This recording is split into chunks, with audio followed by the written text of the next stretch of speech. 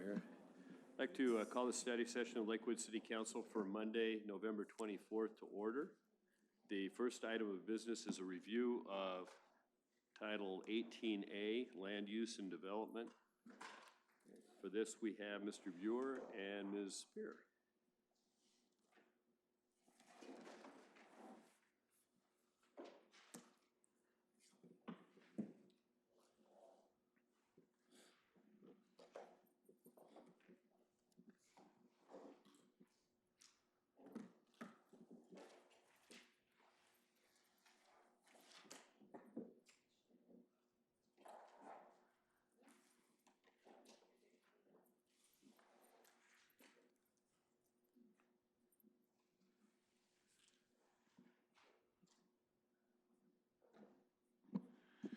Well, good evening. This is our second attempt to review with the City Council the revised 18A. The first meeting we looked at certain sections in the beginning of the document, and tonight we are looking at other sections. A brief review, November 25th, 25th, which is tonight, we're looking at 18A 50 through 18A 100. On December 2nd is your public hearing, and tentatively scheduled is December 16th for your action on the amendments. The scope of the discussion this evening is certain chapters. 18A 50 are overlay districts. We'll talk about that in just a minute. 18A 60, which is our site plan and general development standards, which are required for all development. 18A 70 is community design, landscaping, and tree preservation. 80 is parking. 90 is housing incentives program. 95 is wireless. And lastly is signs. And then we close with a hypothetical example. We talked about trying to build an office building in a NC2 zone last time, and this time we're going to talk about what are all the development standards that are required to build that office use. Moving on, Chapter 18A 50 is our overlay districts, and this includes flood hazard overlay, the senior overlay, senior housing overlay, and the sexually oriented business overlay. The question is on the flood hazard, have there been any substantive changes? The answer is yes, and it's the removal of the riparian overlay requirement, which was kind of redundant. And it really got replaced with the floodplain regulations and shoreline management updates. So we removed it entirely from the code. That's one less overlay per se that we have to work with. The next one is the senior housing overlay. This got created in the late 1990s when the then City Council wanted to allow for shag housing on 112th Street. And they created this overlay to allow for it. That's how it got created. There are no substantive changes to this section whatsoever. The next one is the sexually oriented business regulations. This has not changed either. And I'll move on to the map itself. In the document, you will have a map. This is on page 26 of my presentation, which shows you the locations of the senior housing overlay, which is fairly proximate to our central downtown district. SOB overlay and floodplain and special flood hazard areas. Yeah. Mr. Whalen. Mr. Buer, what was, going back in time on the senior housing overlay, was that intended to provide some sort of opportunity or incentive to do more senior housing, not just on 112th, because you have the whole overlay, but what was the thought behind it? And I'm asking a rhetorical question, has anything come from it? I don't think anything has. Well, at the time, the city was operating under interim development regulations, and it didn't allow for the type of development that was proposed, yet the City Council wanted to see it. So that's how the overlay got created, was specific for the shag housing project, but they also expanded the area to include other parts of the downtown. Since that time, the only development we've seen has been the shag housing project. So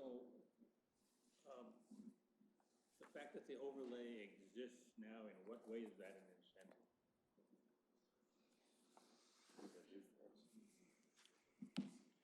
You have to give me a moment to look that up.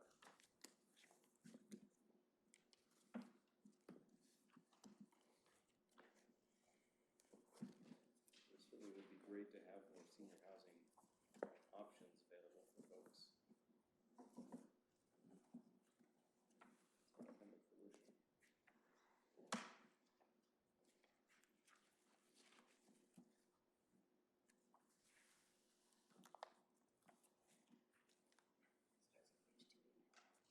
Thank you.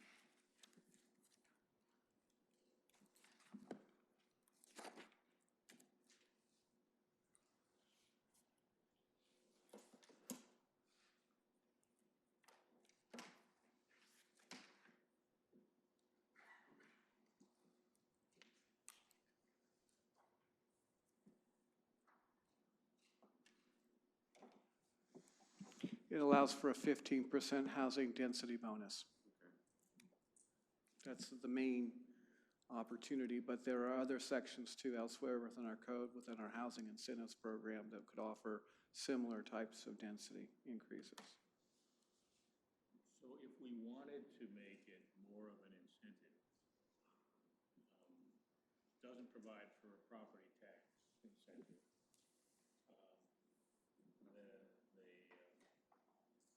The 15% is almost like if you develop senior housing in a planned development district in certain things to do there. But I think it remains, as that previous council was trying to incentivize senior housing, I think that is probably something that we should also want to do. And just keeping an overlay that hasn't been working and impactful, it's maybe the problem isn't where the overlay is. So maybe the problem is, what's the incentive? And is that incentive somewhere in the 18A, 400 pages? There's another section which we will get to a little bit later in the presentation. So, I mean, what reasonably could we do, and at the same token, how far shouldn't we go?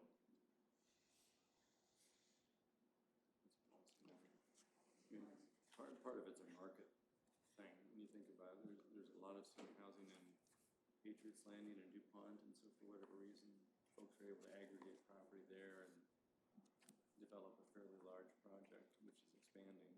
So maybe it's just a market piece. You know, someone owns the land, has been able to develop the land, but doesn't mean we can't try to look at something.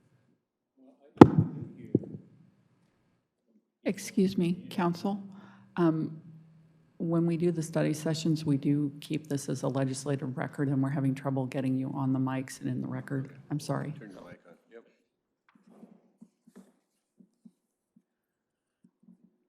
Ms. Whalen. Yeah, so again, on senior housing, I do get feedback from the older people in the community about the concern that they'd like to stay in Lakewood, but there's not a place to go, and that contributes to, like the data we got from the fire department that shows we have a very high percentage of single-family homes with one senior resident in them.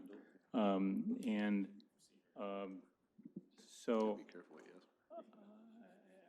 you know, I don't know what it would be, but I think taking a look at a greater incentive could do that, because the other advantage of senior housing is it tends to reduce vehicle trips. I think senior housing doesn't end up with as many vehicles per unit as other types of housing. And I don't know whether this is something to work through in the 3 weeks we have left to try to deal with this version of adjusting 18A, or whether it's on the parking lot thing of things, though, that we should look at in a near term. The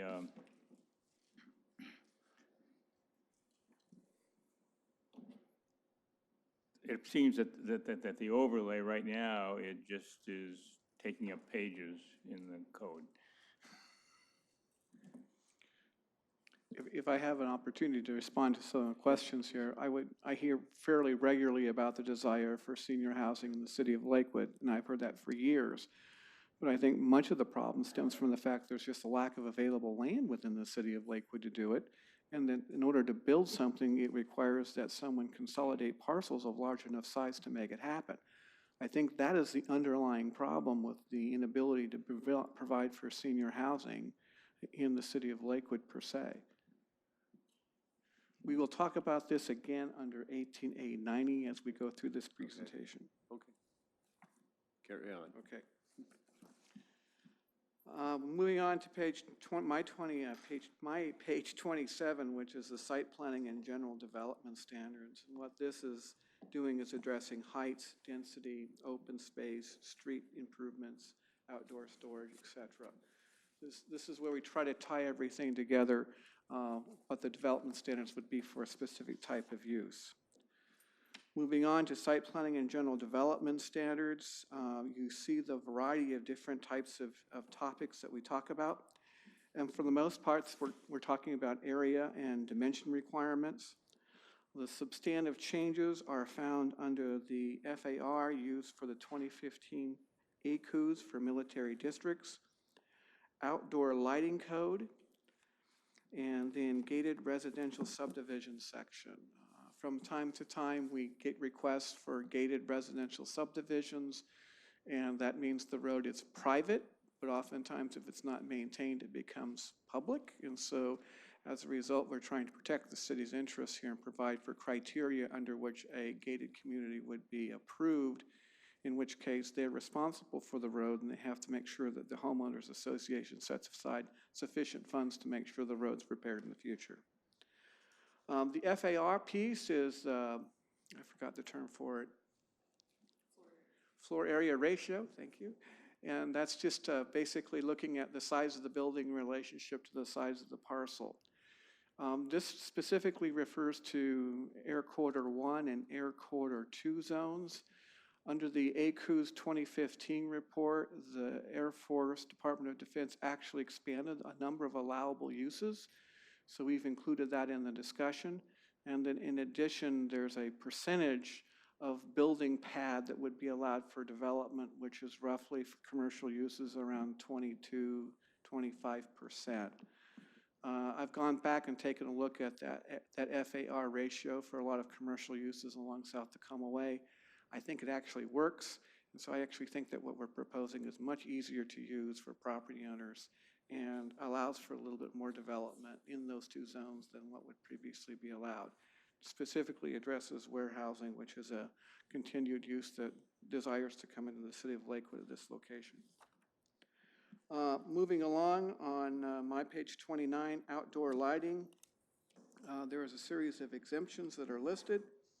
I'd also point out there's another exemption found under 18A10 135.8, which exempts single-family residences, mobile homes, and duplexes from these standards. So it's actually found in two spots. So it really is commercial? This is predominantly for commercial industrial uses. The big issue, if you take a look at the map on the next page, you'll see that light zone 3 high-intensity lands, that is specific to basically two properties, which would be Walmart parking lot, and then the adjacent to it is the yard that manufactures blocks. And so these are the areas that we're trying to regulate in terms of trying to reduce lighting. The areas under light zone 1 are generally those areas that have lesser density and or are parks. Predominantly your commercial areas and residential areas are in the light zone 2 area. Page 31 gives you an example of what we're trying to do here by providing shielded lighting. for new development when it takes place. And we did go back for verification with our Public Works Department to assure that the new lights that we're putting up do meet these criteria, and the answer is yes. On page 32, we talk about community design, landscaping, and tree preservation. Under community design, there are no substantive changes. We've tried to introduce a table to make it easier to read. Under landscaping, per se, there are no substantive changes. Under tree preservation, we do collect tree funds, and so we have included how that money is to be spent in the event that it is collected, where before it was sort of open-ended and left to the discretion of the department head. Here we're trying to be very specific that if a tree funds are collected, these are the things that it would be spent for. In the past, we've used a lot of our tree funds to do a number of things, including street trees, but also planting of trees and similar vegetation in the parks.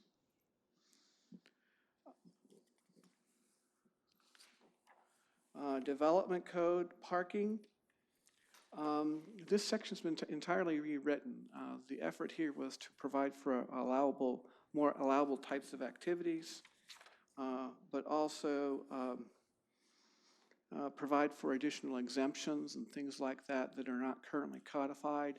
It also tries to attempt to address some of Puget Sound Regional Council's concerns about TDM, transit demand management. And if you are going to take advantage of that, then there is a long-term process where you can reduce your parking requirements. And that's why this table was in part created.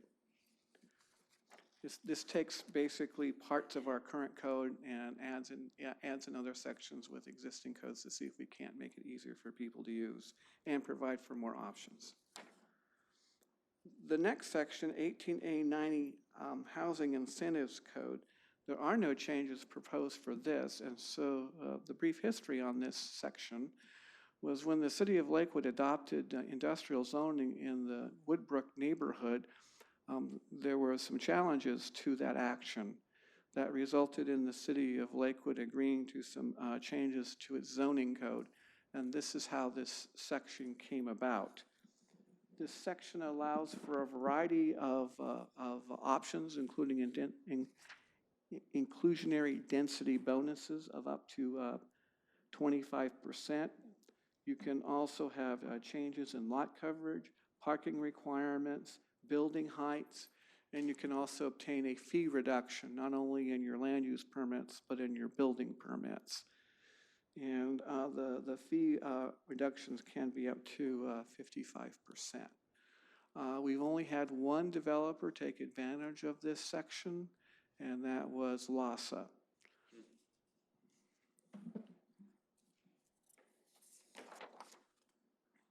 Wireless service facilities, there are no substantive changes to this. This is basically Ordinance 703, which the council has previously adopted. There have been some minor amendments suggested by the wireless communications firms. Those have been incorporated into your draft code. Under signs, there are no substantive changes. And then on my page 39, you begin to see a summary of what we've done and not done. Under 18A50, again, we've removed the old riparian overlay and have created new floodplain regulations. Under 18A60, we are now using an FAR process for military districts, outdoor lighting, and new gate requirements for subdivisions. Under 18A70, a new tree fund. Under 1880, entire chapter is new, which is parking. And then moving on to page 40 is an application for an office type use if something were proposed in the NC2 zone. At your last meeting when we talked about this, we said, if I wanted to build an office in an NC2 zone, can I? And I went through the process to explain how that took place. Under this hypothetical, the question is now that I know I can build an office, what types of permits are required and any specific development standards that I should know about? And again, on the left side is the current code, on the right side is the revised code. The next section has permit requirements. This walks you through basically the permit requirements from very linear, from pre-application to finally signed permits, which is usually the last thing that people apply for. Total permit requirements for either process is basically 9 processes. So that piece has pretty much stayed the same. But what has changed is an effort to improve readability. We've included a whole series of tables which outline application types, who has authority to approve, disapprove, or modify a permit, the time limits and appeal authorities. And something that is new, which maybe people may not understand, is once an application is deemed complete, we've actually said that this is a timeline in which we will make a decision. There is also a new section called a public notice framework for all permits. And this is my attempt to try to walk through the public notification requirements for any type of permit that you come forward with the city of Lakewood. And I think from the public side, it's easy to read and you can kind of follow it. You know what you have to do, the time limits and so forth. Turning the page 41, we talk about the Public Works and Engineering Development Standards. Here we've made some minor revisions to the code on the right side. And we've basically tried to confine everything into LMC Chapter 12, as is the case over on the current code. But we have also tried to take all of the tree regulations and stick them under the zoning ordinance. So, Dave, on this ingress driveways and access, how's that integrated with the fire requirements? I know that countywide, things vary by fire district. Some fire districts think they're more building permit organizations and planners than others. How does ours integrate with West Pierce?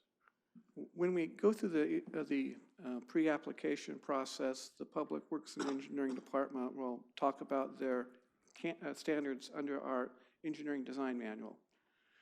The fire department will also respond in their review of emergency vehicle access as a part of the fire code. So they'll submit their responses. Generally speaking, I haven't seen that there has been that much disagreement over the process.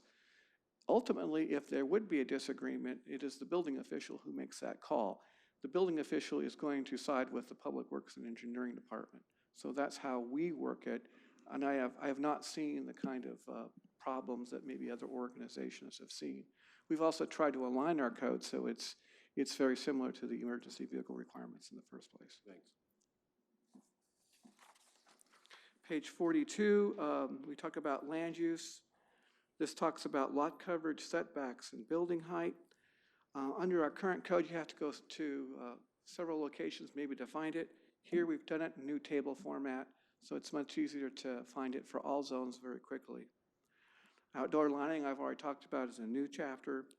The community design, there really isn't a whole lot of change, but it's difficult to use under the current code. So we just put a little table on it to help you find commercial building, industrial building, and so forth. And it helps the reader find things faster, which I think is of some help. On to page 43, we're talking about landscaping, parking, and signs. Again, I've already talked about that to some extent. The big changes, again, are in the parking section, where we now have new figures and off-street parking table, as well as additional parking incentives to help reduce the number of parking spaces. And at the very end, it talks about what has stayed the same. Generally speaking, the permitting process is the same. It still requires the same number of permits. What has changed is the code's organization. It is different, in my opinion, improved. New tables have been proposed to improve readability. Street tree requirements are now found in one location, which has been a bit confusing from time to time. New outdoor lighting requirements for commercial development and revised parking standards have been included. Parking use types have been expanded, parking figure and new table formats have been added. That makes it much more easier for people to find out what is required. We also, again, have a a demand management option, and additional parking incentives have been included, including on-street parking credits if you have a street designed to allow for on-street parking. And in Lakewood, we don't have that yet, but in the future, that would be something that you could be looking at. That is a topic that may come back to you as a part of any future Lakeview community plan, because there we have very wide streets, and we're never going to build residential development with an 80-foot wide street. So there is a perfect example where on-street parking could be very helpful. Another one is electric vehicle charging. If you're going to put in those stations, you get to reduce your parking. And phased reduction of maximum parking standards. And then lastly, on page 44, is the building code requirements. Really, that hasn't changed. It hasn't stayed the same, has not changed. However, there will be new revisions to the international building codes coming up in 2020 as a part of their annual process. We tend to make local changes. That will be discussed at a future date with the council when that comes forward. And lastly, your current schedule, December 2nd is your public hearing. December 16th is your proposed date to take action. If action is taken on that 16th, the code would take effect 30 days thereafter. So basically around the middle of January, this code would then be in place. Again, overall, I think it's a market improvement over what's currently allowed. It has expanded a lot of allowable uses and clarified what you can and cannot do. And when I speak to people who use these kinds of documents on a regular basis, they've been very optimistic about their ability to use it and find it to be fairly friendly. And so with that, Mr. Mayor, I close my comments. Thank you. Additional questions from Mr. Buer. Mr. Simpson. Thank you, Mr. Mayor. I don't have a question, but I do have an observation. I read through this in my own fashion, and one of the things that struck me, Mr. Buer, is the interconnectivity between the chapters and what the city is trying to do. And I think you've done a very good job at this. I also recall at our last study session that I asked you if we could take this for a test drive. And I likened this plan to where the city had this old car, or this aging car, and pulled it into the garage and has rewired it and redone the engine and has rolled it out for our inspection. And so to Mr. Buer, I'd said, well, who's gonna drive it? Because I want to see it work. You can use words like improved and this, that, and the other thing. Well, lo and behold, this evening when I walked in, Mr. Buer tells me, out of the blue today, a developer called him and said, you know what? And I'm paraphrasing here, this thing works. So, Mr. Buer, I think that test drive went pretty well. And it wasn't something that it's not something that we orchestrated. It simply happened. And that is the best way, that is the best test of the viability of any plan. And so, Mr. Buer, if I'm not speaking for my colleagues, I'll speak for myself, I think you and Tiffany have done an outstanding job here. And I'm very confident of this. Thank you. Mr. Whalen. More a comment than a question as we've gone through. You know, I think much of what you folks have done is fantastic in terms of procedural legibility and usability. There's some substantive issues that may be something that we can chew on down the road. I know we're going to talk about the buildable lands report and some other things, but it ties into the housing incentive section here that begs the question when you said it's only been utilized once since it passed in the early 90s, that we may not be incentivizing, or maybe we don't need to incentivize some of the additional areas in the overlay districts that were referred to here. But I think there's room for us to have a discussion, because we don't see the large projects like you're seeing at downtown Tacoma that provide the mixed-use housing that we really want to see happen in the sub-area plan for the central business district. And the question is why? It's either because the rents aren't at a particular level that justifies the cost of construction vis-a-vis Seattle or Tacoma or elsewhere, or, you know, who knows what. Maybe we're not providing the right bundle of incentives. I know it's not a discussion for today in this, but it's something of interest to me down the road to get your feedback on that and how we might substantively tweak the incentives to be better. I think to get the mixed-use development, you got to have land values at a certain point.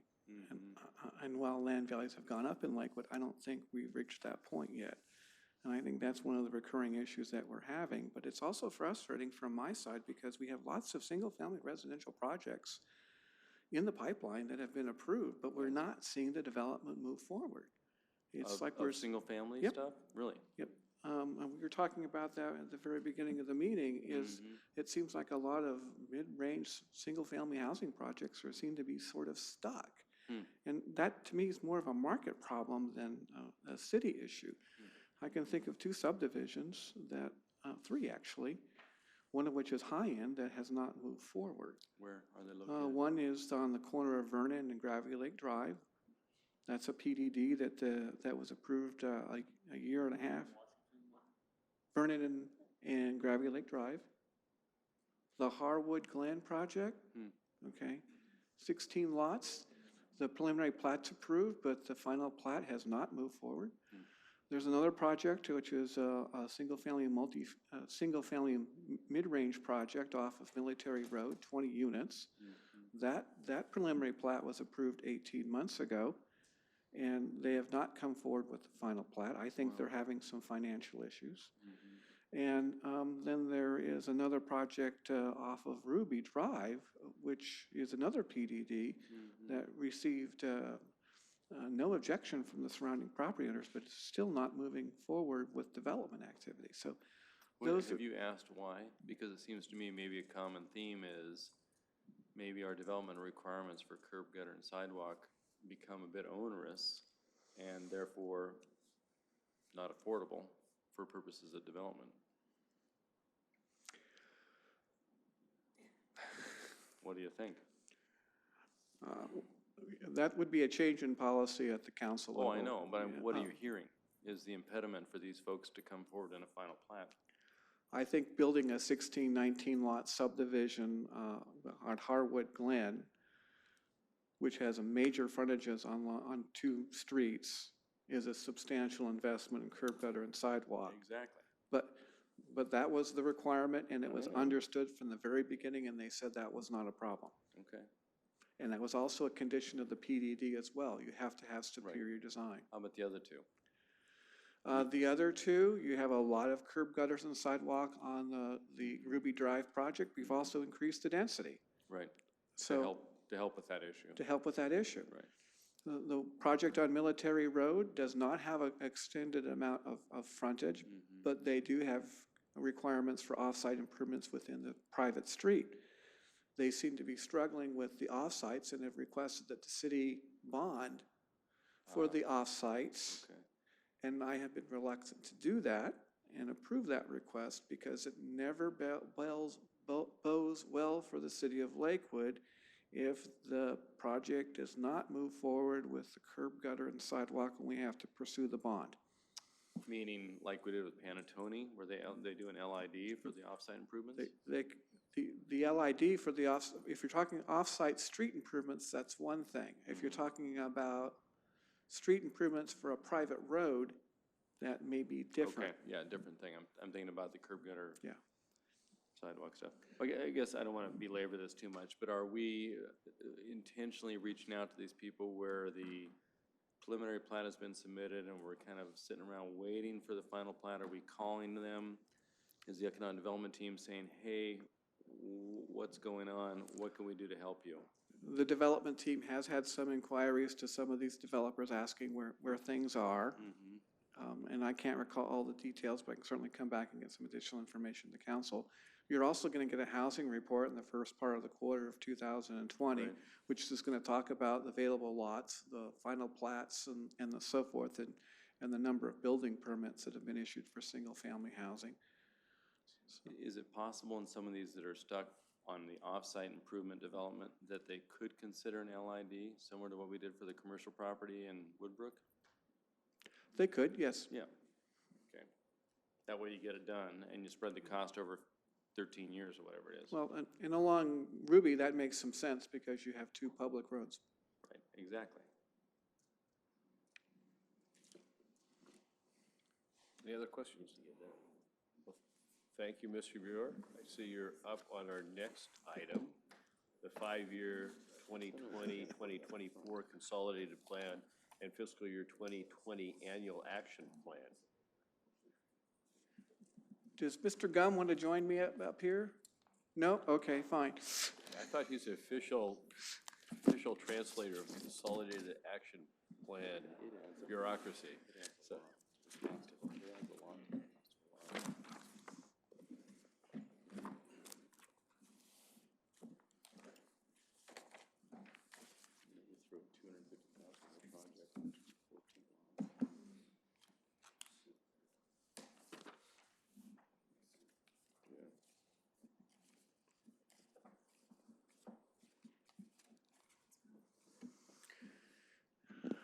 Okay, this next item is basically a discussion of your CDBG and home program for the next coming 5 years. And you're required to do a consolidated plan, and a consultant has been hired to do that, or is in the process of being hired, let me put it to you that way. And so this memo is a little bit different than in past years in that it approaches the subjects differently, with the intent to provide the council an opportunity to provide more comment and discussion on policy. But it's divided basically into what I would refer to as 10 parts. The first is process, which talks about, you start in November and we end May 16th. And then the next piece talks about the dates, and that's found on page 47. And then the next piece is different. We talk about where can the city spend CDBG and home funds anywhere in Lakewood? And generally speaking, if you go to page 48, anything in pink is where you can spend your CDBG and home funds. So that's a good section of the city of Lakewood. Now, some of the areas that are in white, you can also spend CDBG and home funds for individuals who are low or moderate income. We spend quite a bit of money on home and CDBGs for repair and remodels to low and moderate income households. And to give an extent of what the average cost for a remodel to some of these homes are, it can be as much as $60,000, which is a considerable amount of money. The next piece is... So to just simplify that, it's either by census tract that qualifies in its entirety, or you Yes. can put up a street light, or an individual who meets income criteria, Yes, no matter where they live, for housing, yes. for housing, Yes. home funding. The next piece is how about providing some specific funding examples? And so what I've done is gone through on pages 49 and 50 to list 12 different types of funding opportunities that are available to the City Council. On number 5, provisions for public services, you can spend money for public services, but it's limited to 15% of the total CDBG award. And for Lakewood, you can generally count on $500,000 for CDBG funds and $250,000 for home funds. So at the end of the day, it comes to about $60,000 if that's something that the council wants to spend its money on. Mr. Simpson.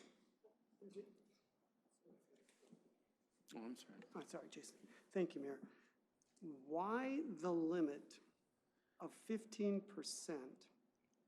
to something that I think, given the map you just showed us, would be, I would think it would be larger since we have a larger part of our population that could use this kind of money for things like child care, health, drug abuse, education, et cetera.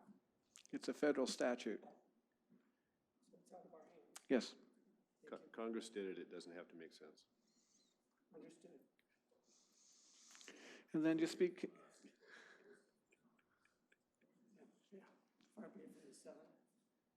That falls, that's an easy one to understand. That's why we have Mr. Gum to drill down through the myriad of regulations, red tape, and strings attached to this limited amount of money that comes. So you haven't been able to drill far enough, Mr. Gum? Is that what the mayor's saying? I will put it to you this way. We have been extremely creative using neighborhood stabilization funds combined with home funds, combined with CDBG funds to do really unique things that many people don't do. The other thing that I would also like to speak about is, again, how much money, and I would tell the council that in 2020, you're looking at roughly $750,000. On page 50, you see table 2, and it shows you basically how much money has been allocated to the city of Lakewood since we began this program in 2000. As you can see, we started off with over $900,000 in CDBG funds and almost $500,000 in home allocations. And it has dropped considerably. And so I will, when we start talking about housing and homelessness and some of the issues that we're dealing with, reduction in revenues, increased need, and increased costs. That's a terrible economic model. And so that's why it is so difficult to work with some of the issues in the human services side of things. To the right of the table, I went out and collected some information on how other cities across the nation spend their CDBG funds. And roughly they're spending most of their funds, 36% on public infrastructure and housing at about 25%. I thought that was kind of interesting. I thought I would share that with you. The next piece is, we've discussed briefly CDBG, and the next topic is home funds. And home funds is another program administered by HUD, and it's a process in which funds are granted to cities for basically upgrading housing. And we use this fund considerably for a lot of upgrades and rehabilitation work in the city of Lakewood. What's interesting about this, as the way I described it in the report, this is really a gift from the city of Tacoma, because they don't have to provide us home funds, but they do. And the approval process for these home funds is different. It goes to the TCRA, I believe it's called, the Tacoma Community Redevelopment Authority, and they, I think, meet once a month, 7:30 a.m., and they review all of our loan programs before we can move forward with action on them. But it's been a good program. We wish we had more money in the home account. $250,000 doesn't go very far, but we have used it to help write down housing costs for Habitat homes in the past. But that's been one of the problems. As the increasing cost in land has gone up, it's got more and more difficult to use these funds. Mr. Wilkie. Mr. Mayor, thank you, Mr. Mayor. You mentioned on 51, home funding in Lakewood has been used to build Habitat for Humanity housing in Tillicum and to support low-income housing, rehabilitation, remodels. Are we at the end of the Habitat building in Tillicum, and how does that change the outlook then on this? At this point, we have completed basically most of our Habitat projects in Tillicum, but there are 2 other agencies who have a similar type of a product they're wanting to visit in the city of Lakewood, and not just in Tillicum, but in other parts of the city.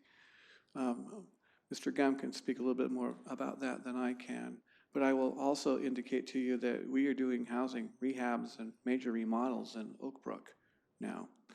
Are those mainly loans, or are they just grants? Mainly loans. Okay.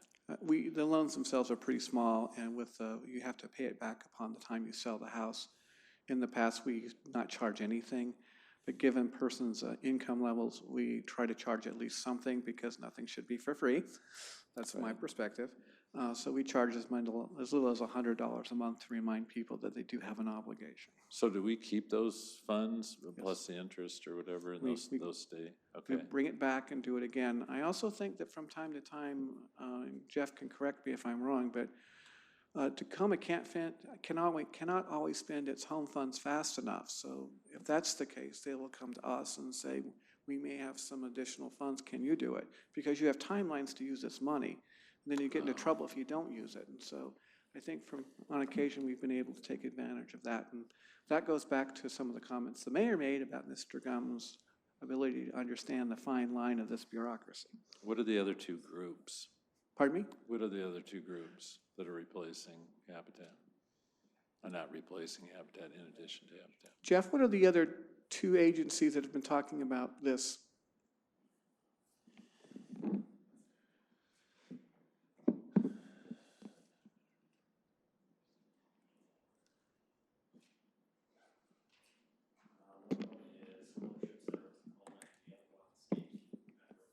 The service providers a month ago, Dave.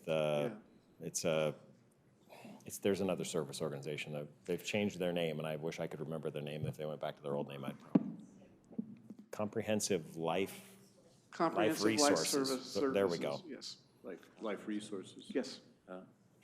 They're funded through Pierce County, and they've expressed an interest in coming to Lakewood. The other program that we have used in the past is neighborhood stabilization programs, which comes with a little over $900,000. That was started in 2008. And these are one-time NSP grants that we have used to stabilize neighborhoods throughout Lakewood. A portion of that, $190,270, was set aside specifically for dangerous building abatement. So if we find a building in bad shape in the pink areas on the map that's in your report, we would use those funds.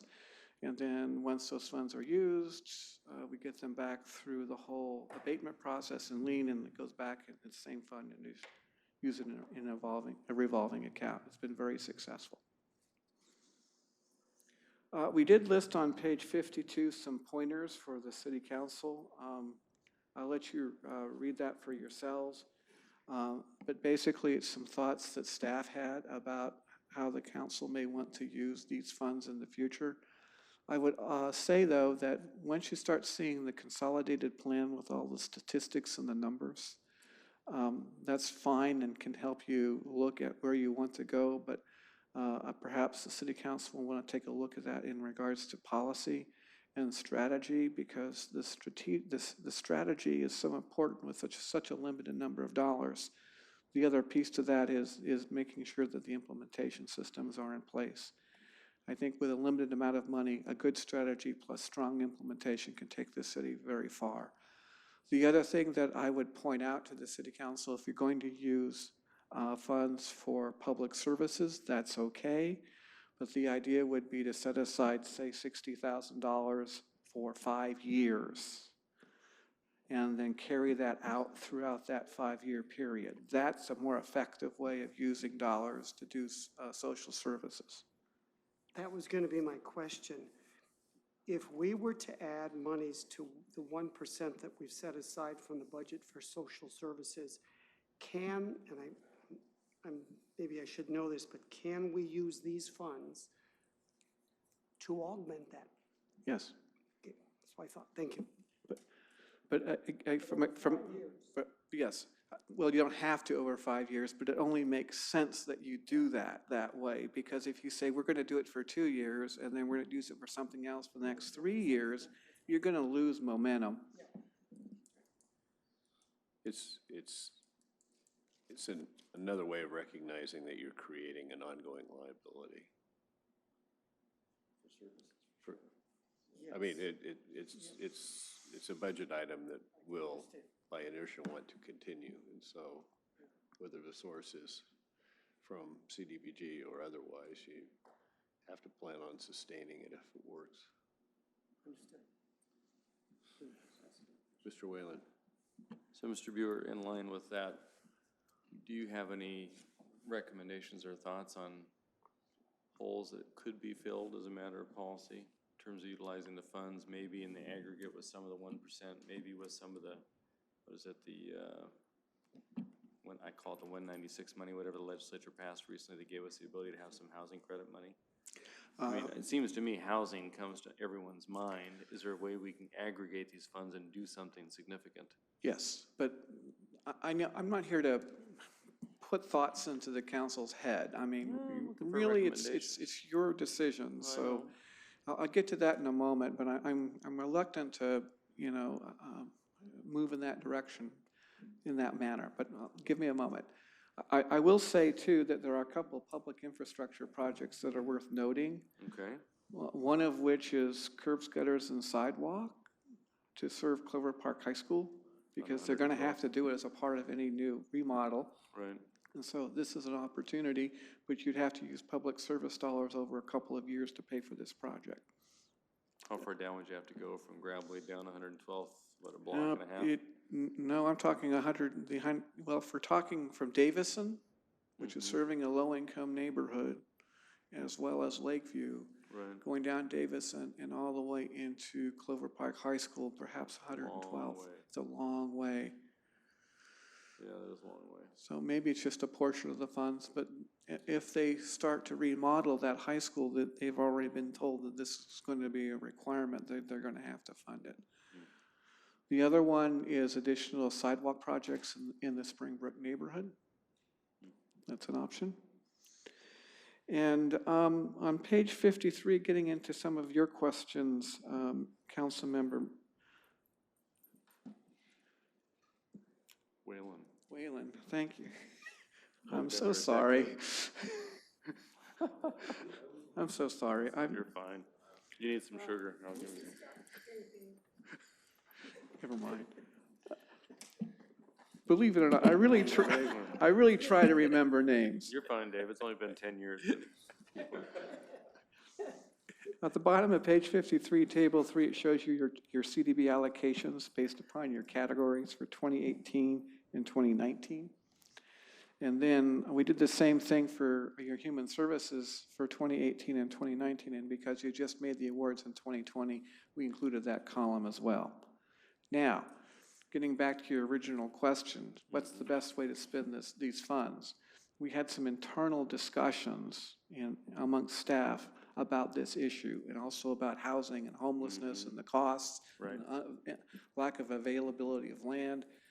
And what we came up to were basically, I would call, 3 objectives, potentially to look at both CDBG home and human services in the future. 1, increasing and preserving housing stock, Right. which we are currently doing either through CDBG, new construction, or rental housing program.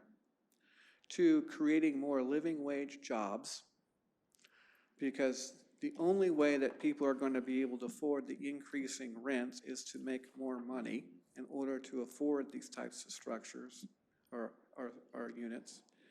And 3, developing a human resource strategy to improve job opportunities. And that's within the economic development realm.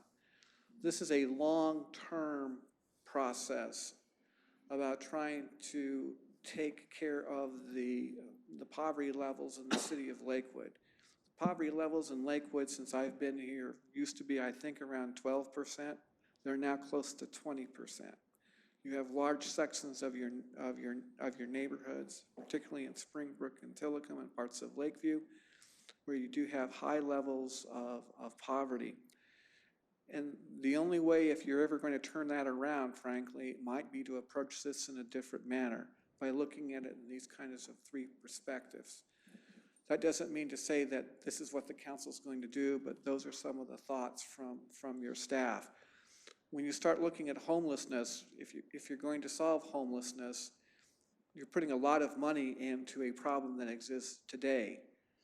This is a different approach where you're trying to take your dollars and make more of a long-term solution for the future. This is one option for the council. Some other things that are out there is the Human Services Department on Mary Dodsworth's side is doing a Human Services Needs Assessment. That is going to be completed in mid-January, so that's coming back to the City Council. The topic of residential density and creating more housing is at the forefront at various levels, and Ms. Tiffany Spear is going to be making a presentation on that after this presentation to talk a little bit about that in the city of Lakewood. We think that we have a current zoning and the like to support higher density without having to make major changes. And then lastly, coming back to you in January is HB 1406, where one of the things that the council will be discussing is potentially a bond for creation of affordable housing. But again, the numbers that we're talking about over time may not be that significant amount of money. This is going to take time, and it's going to take a concerted effort and a lot of thinking as to the best process to use to resolve some of these long-standing issues. Did I help answer your question, Mr. Whalen? Sort of. Okay. So I just add that we kind of have a mayor's roundtable on homelessness and housing. And it's become obvious, I think, to everyone in the group that each community is different. And one of the things that I advance is that in looking at the greater problem for the area with respect to affordable housing, which is a different problem than homelessness, that Lakewood's best contribution may be preserving and maintaining affordable housing, since we currently have the biggest stock of inexpensive apartments and smaller, older homes proportionately than anyone. And whether it's the lend an elderly person $10,000 so they can maintain their roof, and we maintain that house instead of having it go into abatement because they can't afford to keep their roof from leaking, to the rental housing safety program. It's a lot cheaper to, from a governmental standpoint, to maintain or work to incentivize maintaining than it is building something on prevailing wage that costs $400 a square foot and is much more expensive than the private market. That just doesn't create affordable housing. It creates subsidized housing, but when you look at it from a societal point of view, it's not affordable in the long term. So, Mr. Simpson. Thank you, Mayor. Just to play the devil's advocate for a moment, Mr. Buer, I understood your analysis with regard to interdepartmental meeting regarding housing and human services, and I think the mayor has made some good points. In your presentation, you talked about the future, and I understand that, and I agree with what you're trying to, or would like to see come into, put in line. But what about the present? What about the 5-year-old little girl living in poverty? Does she wait until she's 15? And that's what I'm not saying that I disagree with you, but I am saying I think there could be and that's why I keep coming back to this whole human services thing, that while we are working toward the future, we are going to leave people behind in the present. And how are we going to address that? And it's like I say, I'm definitely playing the devil's advocate with you now. Mr. Renstetter.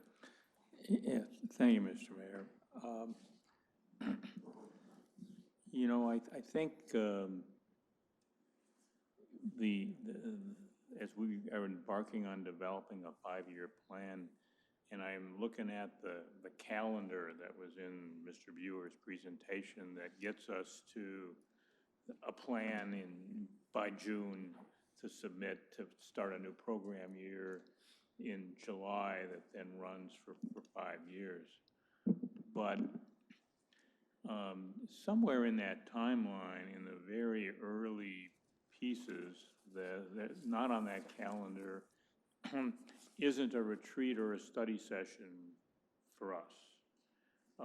There is a meeting in there with, which I assume is a meeting with a consultant for us to provide something to the consultant. I don't know how that's looking to be formatted. But I think that we're right at a juncture of where come January and February, there are a lot of moving parts and a lot of pieces of information that become available to us to sort of structure a plan that maybe has, using the 1% dollars for now, but looking at the other dollars that are available, because we're going to have the needs assessment completed. We're going to have better information about the SB $1,406 that we'll have, and looking at going to be able to do that. We'll have, some analysis to do that, to where we can do our part of providing some sort of strategic policy guidance into the formulation of the plan, that really it's in the March and April and May that the plan actually gets put together, but then it's 5 years. Our last 5-year plan,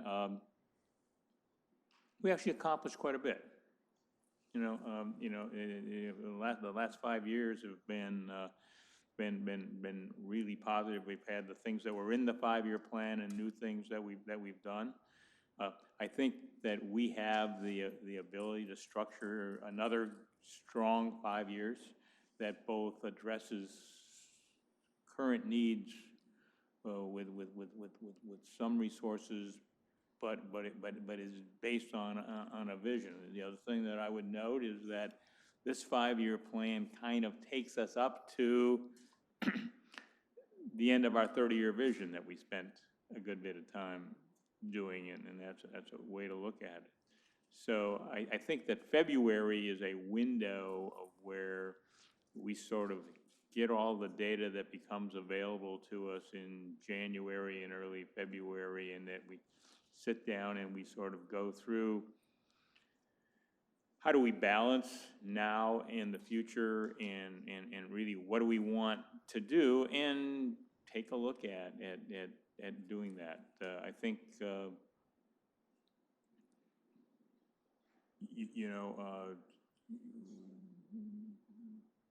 we 5 years ago, we did a good job of working at putting a plan together and then not messing with it too much, and letting it run out for 5 years, and the city is better off for that.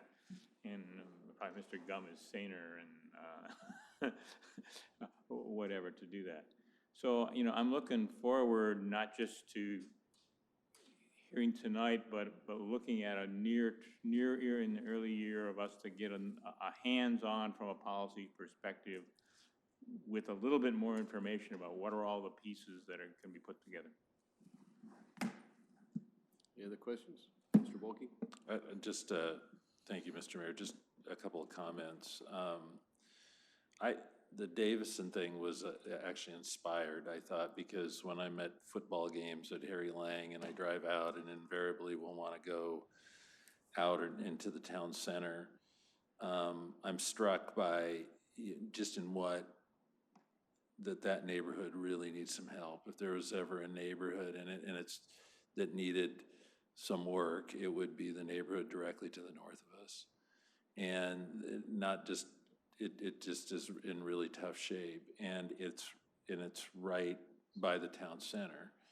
And so a lot of people see it now. If they stay on 108th, and 108th is improved, it looks pretty good. But other than that, that is a neighborhood, besides Springbrook, that's the neighborhood directly to the north of us that doesn't have a name, is just to the south of us. Thank you. Just a few blocks from here, screams needing CDBG funds to get fixed up. I would note as a note of caution, we're rightly proud as a city that we do the 1%, but I would caution the council as a whole, and I'll give a historical example, that if you begin to do the work that other governmental entities really are charged with doing, you end up doing it. And I would use mental health as a great example. The state of Washington is charged with running a mental health program, but really since the 1970s, they successfully basically pushed it down now to local government, where they say, well, where's your 1/10 of 1%? Because they've used that now, and it's now basically a local responsibility. They run Western State, kind of. They don't run even very well, but they really desperately want to get out of the mental health business, and they've actually been very successful at it. So while the 1% gets spread around like peanut butter, and it does a lot of things for us, and I think we're all in favor of it, I caution that you start to do the work of other groups, they'll be more than happy to let you do it if you want to pay the way. And eventually you'll find like you're the ones doing it. So just a note of caution. All right, anything else from council? We move on to the next agenda item, which is a review of the 2020 Comprehensive Plan Text and Zoning Map Amendment Docket and Residential Zoning Densities. Should have called on the city clerk to read that one. We continue to be Good evening, graced with Mr. the Mayor and presence members of the council. Mr. Buer and Ms. Spear. Tiffany Spear, Special Project Planning Manager for the city. I'm going to be walking through a couple of different PowerPoints tonight because this is tied together. They're related issues. First of all, we'll be talking about a review of the current residential zones and how they've built out historically within the city, and then how that has in turn affected the recommended docket for the 2020 Comprehensive Plan Amendment cycle. First and foremost, because of the conversation that began with the last cycle regarding Springbrook and the city council's interest in perhaps rezoning that to something other than it is right now. So I should have brought them up. I can if you want, but right behind, we have the future land use map and the zoning map. Would you like those up closer for reference as we move through this? Would that help? I'm sorry. If you go to page 56 of your packet, you'll see the memo. And then following that, starting on page, Yeah. We put one on each side here. yeah. Thank you. You could flatten that out, so see from out there. The PowerPoints begin on page 105.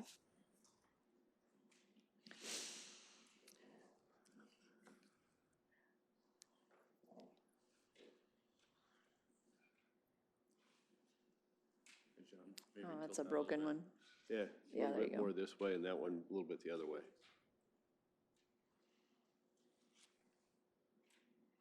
There you go, that's better. So we can see it.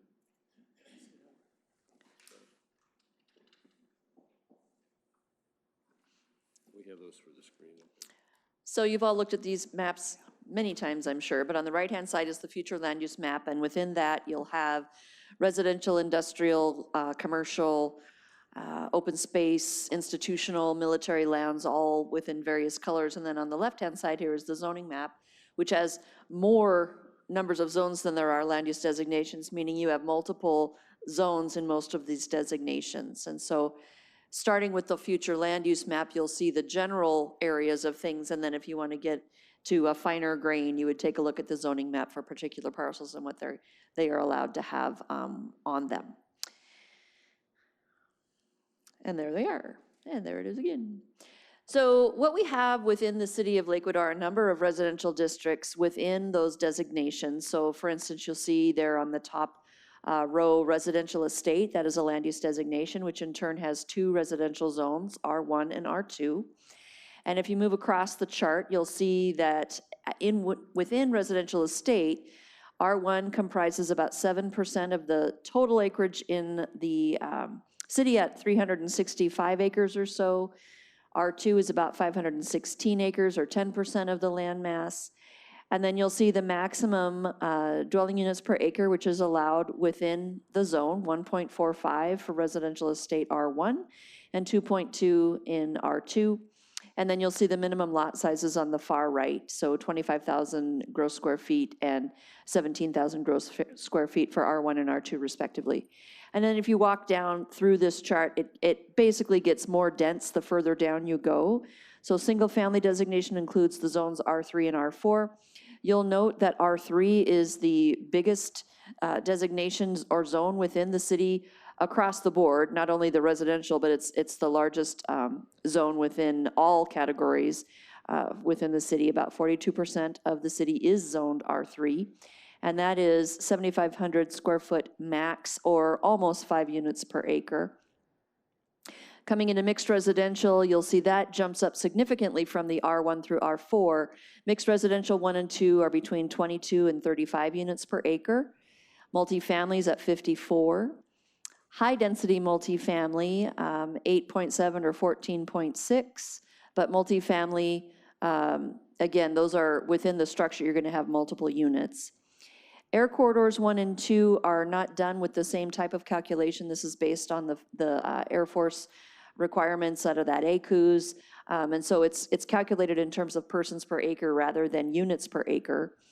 And then within the military lands, there are no residential densities or lot sizes set because that is intended to be the property that is part of the JBLM or McCord itself. Mr. Branstetter. Yeah, I guess, could you just explain how the density is lower in high-density multifamily than in multifamily?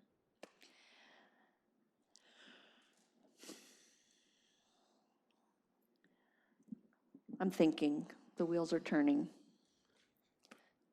Can you answer that question, Dave?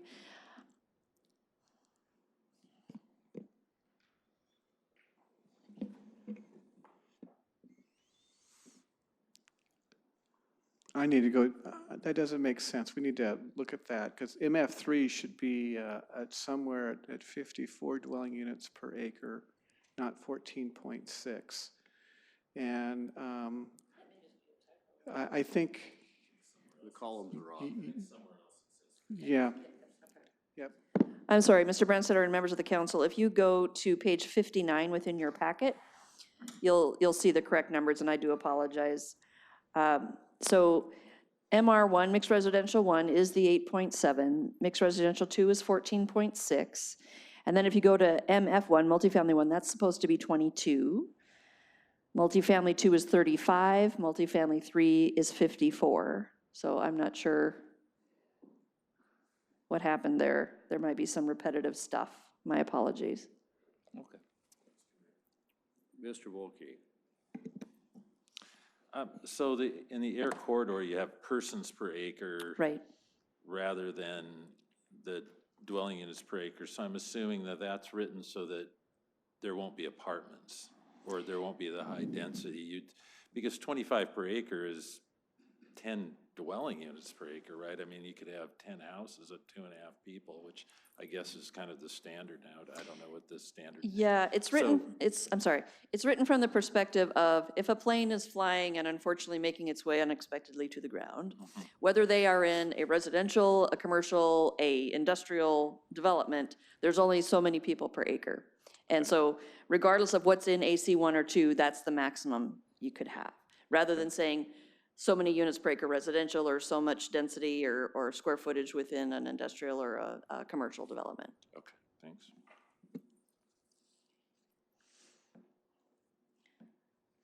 So jumping back up a little higher for just a moment to lay the foundation for where the buildable lands report comes into this conversation. Under growth management, you have various large buckets that land uses and densities fall within. So the outermost circle here that you see on the right is the rural and the resource lands.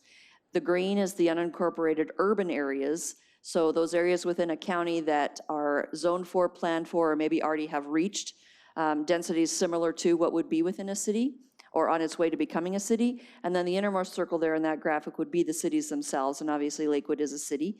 It's considered a core city by the Puget Sound Regional Council, so it's targeted for significant growth over time. But the Billable Lands Report then is a document that is updated periodically, 5, 6, 7 years, depending on funding and how things happen from report to report, that tracks how jurisdictions are doing with their actual growth as well as their planned growth within their comp plan and their development regulations. So if we go back a little bit, starting back with 2002, the first Buildable Lands Report, and if you also go with the various ordinances which over time have been adopted by the Pierce County Council identifying how much growth is planned for within the city of Lakewood, you'll see that under the most recent ordinance, which is 2017-24S by the Pierce County Council, between, at that point, it was 2008 and the year 2030, there's supposed to be, within the city of Lakewood, a change of approximately 13,000 people to have a population at 2030 of 72,000. That translates into housing units of about 8,380, and then it also refers to population, and so the target there is about an additional 9,300 jobs by 2030. Historically now, underneath it, you'll see again from the various buildable lands reports, so 2002, 7, and 14, how the city was doing based on that report. So in the 2002 report, it showed a negative number on the far right, that's 605, which meant at the time that the projection was Lakewood was going to be that many units short by the end of the 2002 buildable land report planning horizon. By 2007, that had changed significantly, and there could be a number of reasons why that was true. It could be change in assumptions behind the buildable lands report. It could have been information provided either by the city or the county that influenced both of those final conclusions. But what you have in 07 is that Lakewood actually had a surplus. And then again in 2014, there was a surplus. On the employment side, it was a little bit different, but you can see again on the far right, based on calculations in the 2002 report, Lakewood was ahead with the jobs, but then the calculation changed by the city, or excuse me, by the county. So at that point in 2017, the city had actually commissioned Burke Consultants to go back and reanalyze how the county was coming up with this idea that Lakewood was not planning for enough jobs. And so with that recalculation by Burke in 2017, you see that it was concluded there that there was a 2,500 plus surplus under the corrected calculation. And this all predates the sub-area plan in the downtown. So now we turn to, again, the 2014 buildable lands report and information that's coming out of that. You needed about 1,354 housing units and 2,528 jobs. Within the downtown plan, which was adopted by council in October of 2018, that was more than handled. So you see within the downtown area itself, there was an intention to have eventually over 2,250 multifamily units built, and also almost 7,370 jobs coming into that area, assuming that most of the construction of commercial space would happen within downtown. So this in and of itself, regardless of any other discussions on residential zoning throughout the city and any other sub-area plans that may be coming forward, with the calculations done by the city and then also the adoption of the downtown sub-area plan, the city is, quote, compliant under the Growth Management Act for its land use planning and also the construction that has happened on the ground. Jump forward into draft Vision 2050, which is, as you know, underway right now and getting considered by the Puget Sound Regional Council. It's intended for adoption next spring. There is a forecast for an additional 1.8 million people and 1.2 million jobs total in all 4 counties by the year 2050.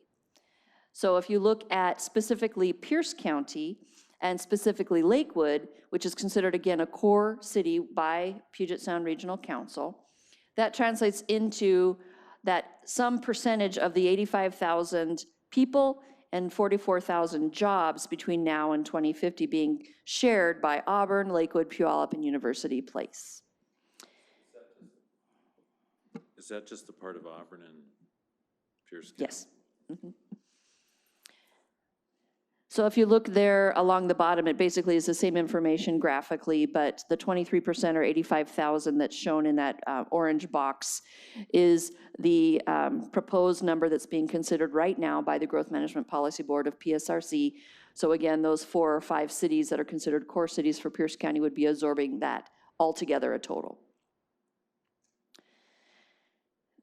Looking ahead to the next buildable lands report, which will be completed by 2021, this is very preliminary numbers, and Mr. Buer and Gum were just talking about how the annual housing report will be coming to the city January or February. This will be filled out much more, but this is the activity that was presented to Pierce County as they're doing their calculations right now for the next buildable lands report. So single family units across the top row there in the various zones that they've been built, condos, duplexes, apartments, and the way the apartments read, it's somewhat confusing, but essentially the information I was able to gather at the time, and there's more detail now available. But for instance, under multifamily 1, you'll see 1 times 5 plus. What that meant was one apartment complex with at least 5 units was permitted and moved forward. So this will all be clarified and finessed in time for the 2021 report. So here's the rub. Here's where the rubber is meeting the road. Again, that information in the first 4 or 5 columns shows what was discussed before, the various minimum lot sizes, dwelling units, acreage, vacant acreage, and then you start to get toward the right-hand side and you see some of the conclusions that the council's been looking for, which is how has the city built out over time? Is it timely? Is it appropriate? Should the council consider maybe rezoning existing areas, looking at redevelopment opportunities, what have you? So if you look across the top again, we'll start with residential estate, R1 and R2. There are a total now of 466 units in R1 and 703 in R2. Those are occupying the acreage that were identified before. And then you'll see that there's some vacant acreage within those 2 zones as well. The maximum dwelling units per acre, that is the theoretical highest density that could be allowed. What you see in the next one is the actual density, and then the percentage of how that works out is in gold. So R1, the maximum units per acre within that zone, in theory, is 1.45 units per acre. It's actually been built out over time at 1.28, or 88% of capacity. I think what you'll see as you go down that row on the far right is that the higher the density, it's somewhat inverse, the more vacant acreage, the less of the maximum density has been built out in Lakewood. So R1, for instance, is at that 88% of maximum density, but if you jump down to high density multifamily 3, it's only at 33% of its maximum density, the way it's been constructed within the city. So, but looking at that, how much of that's actually buildable land as opposed to land that's Sure. underdeveloped? Correct. Which, Yep. do we have any idea what the, I will be able to provide some of that information to you as we move along, but others needs to be delved into. This is just the initial gross numbers on the page, but it's showing you R3, which is the largest, residential zone, is at about 70% of built-out maximum density. R4 is about the same, and you get into the mixed and the multifamily, and it drops from there. but in this number, for example, R3 is 7,500, so if you have a single-family home on a 15,000 square foot lot, that's at 50%, right? Right, for that lot, it would be, yeah. So Tiffany, Yeah. couple questions. Are you done? Thank you. The multifamily, is that just they're just not building high enough? Is that a function of we'd like them to build 8 stories and they're not building, they're building 3 or whatever is doable under current? It's a lot less expensive to build the 2 or 3 stories. It may be the height, it may be just the size of the development per the size of the lot that they're on. A lot of this is historical construction, of course. It's pre-incorporation, it's pre-zoning, it's pre-development regs. And so what you're seeing here is what happened before incorporation, first and foremost.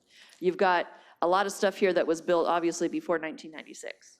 And so whether or not this is reflecting yet what the city has done since incorporation is another question. And I guess you would be able to go back historically and look at the number of multifamily in particular developments that have built since then, and be able to say probably less of that's been built than the single-family redevelopment within the city of Lakewood. So I do have a question, and you don't have to go backwards, on the population takes that I call them, and there's the $85,000 that we're going to be, 85,000 people that we're going to be splitting between, there'll be 4 cities involved, or 3.5, or whatever the case may be with Auburn. Is that in addition to the number that we already have? No, that's the total. That's the total. So in other words, we're supposed to get to 72,000. Is this number going to be the base for our number, what our current population is, or the base 72,000? So if we get 20,000, does it become 92,000, or does it become 80,000? What will happen with that top chart is that's out of the most recent buildable lands report ordinance, or buildable lands ordinance for population and employment allocation. What you'll see in the new one will be the year 2020 probably. The lower year will be 2050. And it'll be the most recent population number for the city of Lakewood per census, per whatever documentation the county would use. And then that lower number will be the haggled, negotiated sausage that comes out of the process each time. So the base is what we are in 2020 rather Yeah. than what we should have been in 2030. Correct, Okay. correct, yes, Okay. 2030 you. line goes away and it goes Yes. to real. Okay. yes, Okay. yeah. Thank you. And so that number, that 72,000, will likely be higher than 72,000 by doing this calculation out to 2050 or to 2043 or whatever it's going to be. But again, it's going to be starting from what is Lakewood right now, and it'll be taking that number, the core city number, and saying, okay, Auburn, Puyallup, UP, Lakewood, how are you guys going to argue this out and figure out how much each one of you is going to take? And that process will begin, I want to say, next year once Vision 2050 has been adopted. So, So if, when we look at this, that we look at vacant acreage, I don't know what that total, what that percentage comes out, but with the exception of R3, well, you know, I guess I don't really know. Almost all of it has a very small number in terms of the percentage of total acreage in vacant acreage.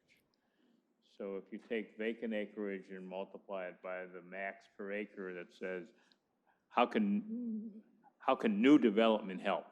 sure. Okay, and so in a worst case,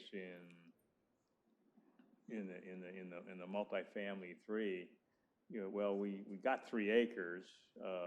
We could get 160 units out of that, but that isn't going to move that 33 very much. You know, so. And if I could, The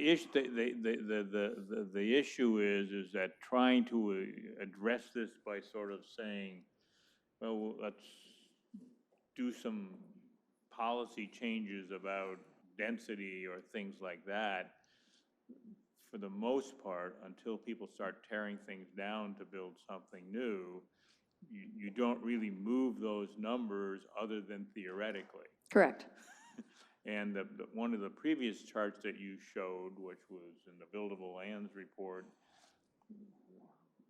that looks at things a little bit theoretically, based on how much land have we got zoned for what density, even if there's something already built on it that's probably going to be there for the next 30 or 40 years. So what other strategies are there to move things like that have worked elsewhere? Well, if I could, just to piggyback on what you said, Councilmember, these numbers are, again, just a very raw look at a map. It doesn't deal with the fact that, for instance, the 3.39 vacant acreage within the MR2 zone is dispersed among 17 different parcels, and if you were to try to actually say, okay, we need 3.39 acres worth at 14.6 units redeveloped, you wouldn't be able to do it unless you scraped something clean and started over. And so that's the case for all of these numbers. If you wanted to look at this as a way to say, okay, we're going to start over in Lakewood, eraser board, magnetics, you just, you know, ripped off the guy's beard and you're starting over with his mustache. This is going to be something that'll take time. It'll be redevelopment either under the current policies, if the council is satisfied after looking at their comprehensive plan that it is headed in the way you want, just know it's going to take a while. Or you're changing the direction of the bow of the ship, and again, it's going to take some time to get to where you want to be. So is Lakewood like other cities, like University Place and some in this way, or are we an anomaly in that we're sort of in this built out, we've zoned ourselves for higher density, but because we're built out, it isn't happening? It's not a unique situation. Lakewood is somewhat unique in that it incorporated so long after building happened. But even if you were to look at the city of Tacoma, they've changed zoning and designations in a lot of areas that still look exactly like they did 75, 100 years ago, just because things haven't come down yet. And so it's a matter of understanding, you say that this is what the designation might be, this is what the density we want is, but until somebody steps forward and starts the redevelopment process, it's going to continue to look the same. What you have with Lakewood, if you were to compare it to University Place, for instance, which is right next door, Lakewood has a different character because of its own history and the stuff that was built historically before incorporation. We have that barbell community stuff that was around ever before the city ever became a city. University Place is different. It's got a different character in terms of both residential and commercial development, but it is in the same boat in terms of they're building a city 25 years after the fact, but it's 100-year plus development in some cases. So you're dealing with a new development code, a new zoning code, but you're dealing with, in some cases, some very old and long-standing development. So we're in a different situation than, say, Bonnie Lake, which, when they incorporated, had a lot of vacant land inside the GMA that they were given. So Okay. another way to look at this is that we have to comply with GMA, which is artificially limited buildable lands for public policy purposes, driven by Seattle. In Seattle, land value is different. They tear things down all the time. So redevelopment there for higher density is a whole different market-driven phenomena than it is here. So while these may be, and I'm saying may, I don't know, they may be, at least they're more realistic to think that these kind of goals are reachable in a dense area like Seattle. Here, it's an academic exercise. So, in the past, we've had some conversations in terms of trying to manage growth expectations about the two air corridor zones that we've got about 10% of our residential population or units living in, but that it's been our feeling that we ought to get them excluded from the calculations in terms of what they expect us to grow and do. And we were trying to get some traction with that with the Pierce County Regional Council and the county. Is that an ongoing effort, or is that something that's not going anywhere? It's ongoing right now at the staff level, because what's happening is the background assumptions and policies that are going to be incorporated into the next buildable lands report are being drafted right now. And so the Growth Management Coordinating Committee is going to be presenting to the Pierce County Regional Council next year. This is the draft assumptions and everything that we're going to use. Are you guys good with this? Pierce County Regional Council says, yes, go forth and conquer, and then they'll start work on actually putting together the buildable lands report. So it's important to not only look at the data that the city presents to them, but all of the assumptions that go in the background before the calculations are made. And so Lakewood, Puyallup, Tacoma, Steilacoom, I'm trying to remember, many jurisdictions have come to the GMCC level at least and said, hey, we do have individual reasons why our development may not happen as the theory thinks it should. And we need to be able to incorporate that into the calculations. And so right now, that's moving forward. So if that and maybe some other assumptions are accepted, then that could influence how much of that 85,000 core city allocation is expected of us. Correct. Yes. Okay, thank you. Yes. So you'll see here on the screen, you looked at those numbers and reacted as you did, and then some of these may be obvious once you look at them, but there are reasons why, per Mr. Ransitter's question just asked, why Lakewood densification may not have happened historically or it may not happen going forward.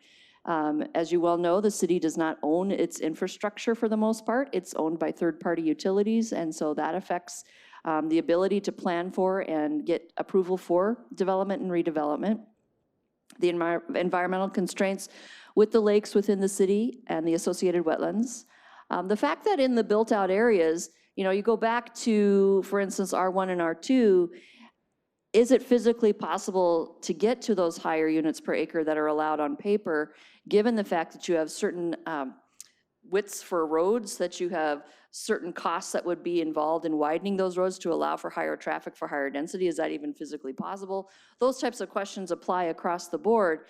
And so the infrastructure that's already built out will also affect this, not as well as where the current buildings are on underdeveloped parcels. So if you had, whether it's a single-family building on a large lot, or you have a multifamily building that for whatever reason is plop in the middle of the property, if you were to try to subdivide that and create higher densities, it's just physically not going to happen. It's got to be a tear down and a start over, which is going to be more rare than maybe doing some other type of subdivision.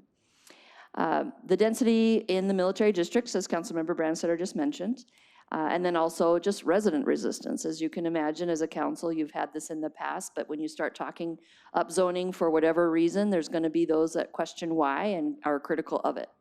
So all of these things are, of course, going to be in the discussion should the council consider rezoning any area or changing the definition of what's allowed in any particular zone.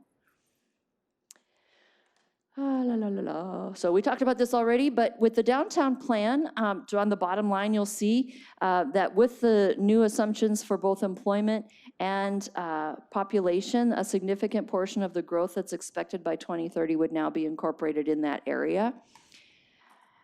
If the council sees this coming forward in the next 18 months, there's now been a grant awarded for the Lakewood Station District Sub-Area Plan. Mr. Buer called it the Lakeview Plan. The idea there is to take a look again with the public transit opportunities, the wider streets that might allow for on-street parking, the ability to deal with mixed income housing units, and mixed use development within that area. It looks like it's a pretty cool place to look at some densification opportunities for both homes and jobs. Looking here, though, if you were to say, okay, within the Lakewood Station sub-area, if we were not to do any change to what's allowed in any zone, and we weren't to rezone any property, but we were to say new development is going to be at this higher amount, whether through incentivizing it or some other way, you could get a significant number of additional units within that area. You could end up with almost a third of the new units that were being are being required by 2030 within the Lakewood Station District area. So again, it's a part of town that doesn't have some of the environmental constraints that other areas do. And again, there's those connections to transit both within the city and also along the I-5 corridor, either north or south. So it just isn't an area that I think when we start this process next year, public outreach to transit, there's going to be some pretty interesting conversations that can take place. So the conclusions, if you want to call it that, based on all of this data, there is enough land zoned for both housing and jobs, through 2050 and beyond, but there is opportunity to upzone potentially, or just simply look at how to to build to the currently allowed maximum densities in various zones that the city's already established. That, of course, will have the caveats of those development restraints that we were just talking about. So any questions as far as that part goes? It's supposed to be completed in 2021. So this next year, it'll be in front of you for conversation and updates. We'll be done with Vision 2050 before the buildable lands report's finished. Yes, Vision 2050 will inform the next buildable lands report because it's going to inform the next population allocation based. It walks step by step, yeah. Okay, thank you. Yeah. So. Any other questions? All right. The next step then is, given all of that as the background, we're going to start now looking at the 2020 Comprehensive Plan docket as recommended to you by the Planning Commission. This starts on page 70 of your packet. And then the PowerPoint begins on page 123.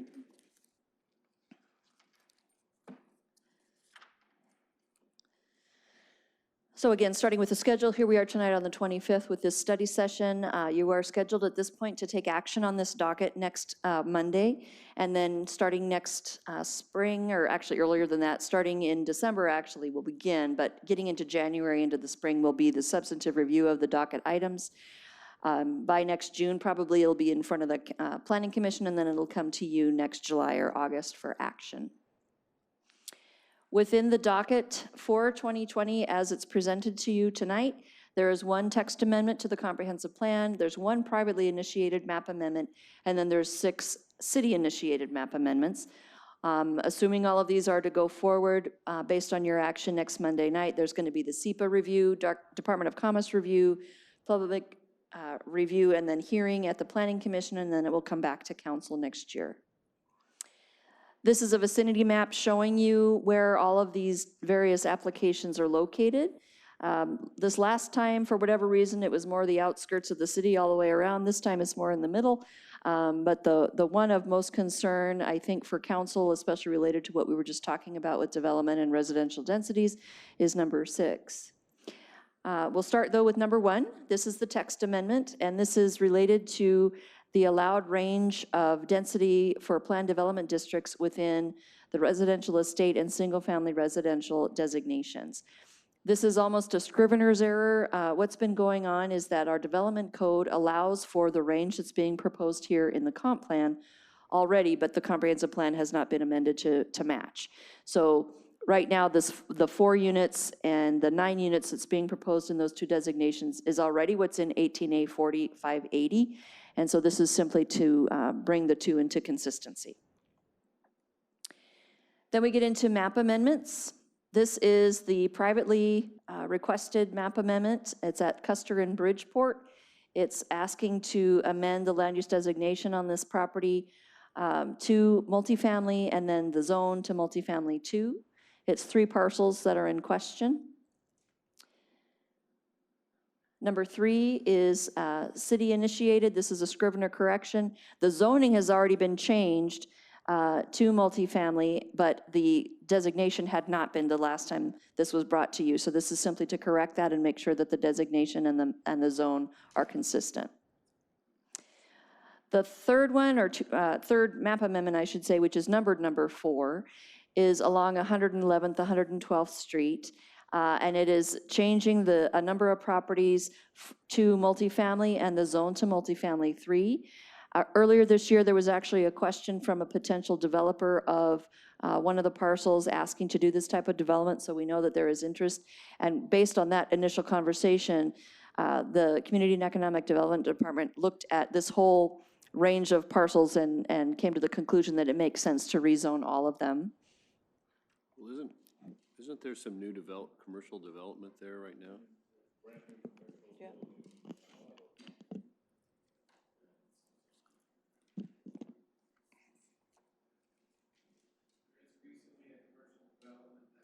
Is under construction or has been approved as 112th bends into 111th. Well, it's constructed. It's constructed, yes. And what, would that be non-conforming under It, this? it potentially could be non-conforming. We'd have to go out and take a look at this a little bit more detail, but that is an issue with those 2 parcels. And it's a construction company, I think. Yeah.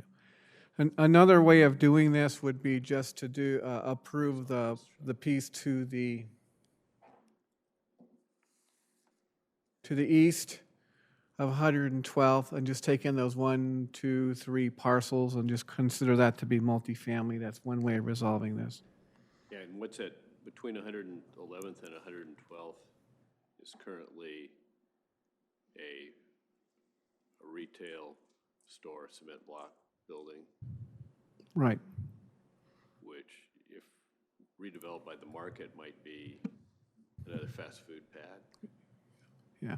The corner lot there, 112th, 111th, was a part of a fire in an office building. The building was torn down, I believe, as a part of an abatement project.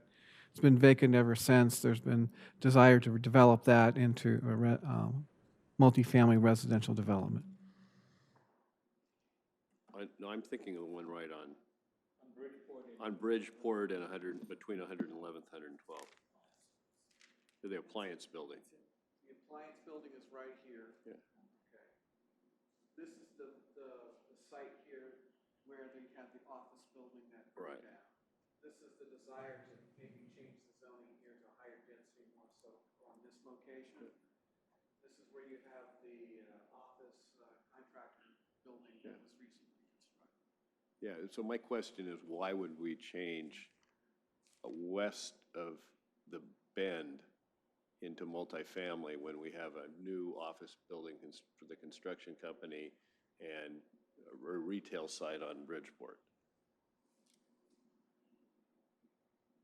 Just, we will revisit this, but definitely I think changing the zoning to a higher density over here on this side makes more sense than maybe leaving this alone based upon this. But again, this is just a very preliminary analysis. That doesn't mean you're going to do it.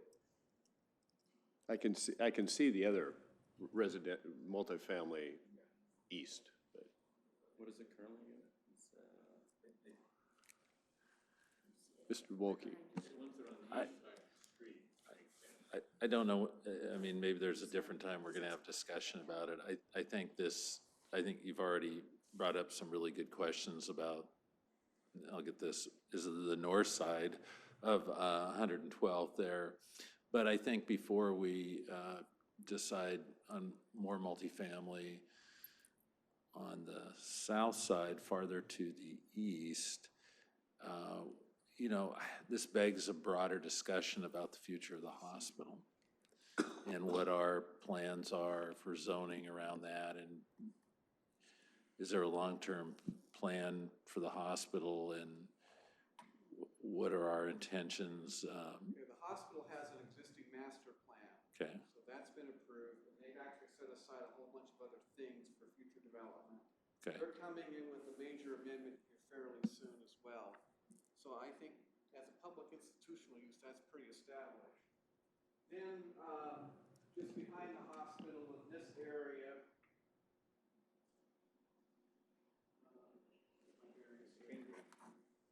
115th Street Court, these apartment complexes behind there have all been recently acquired by a property owner who's proposing to refurbish all of those existing units. So keeping that density as use as residential is probably a good thing. The question is what do you do along this strip, which is C1, and right here, which is also C1? Should it be something else? The discussion this evening is definitely, it sounds like the council's interested in multifamily 3 along this piece, but maybe this should be left alone. You can also make the argument that we haven't seen any development activity on the other side of Bridgeport, that we include that as well to do a complete analysis of that one L-shaped piece of property. And I it- can't tell you what the zoning will be. And this is also within what would become part of the Lakewood Station sub-area plan, so there may be some public input too. The parcels on the other side of 47, that continuing east, they are already multifamily. Correct. This part is easy, I suspect. I'm hearing from the council is with the recent development activity, leave this alone. So the next map amendment would be this kind of this funny shaped one. It's along 59th and Stillicum, amending property designation to high-density multifamily and then to multifamily 1.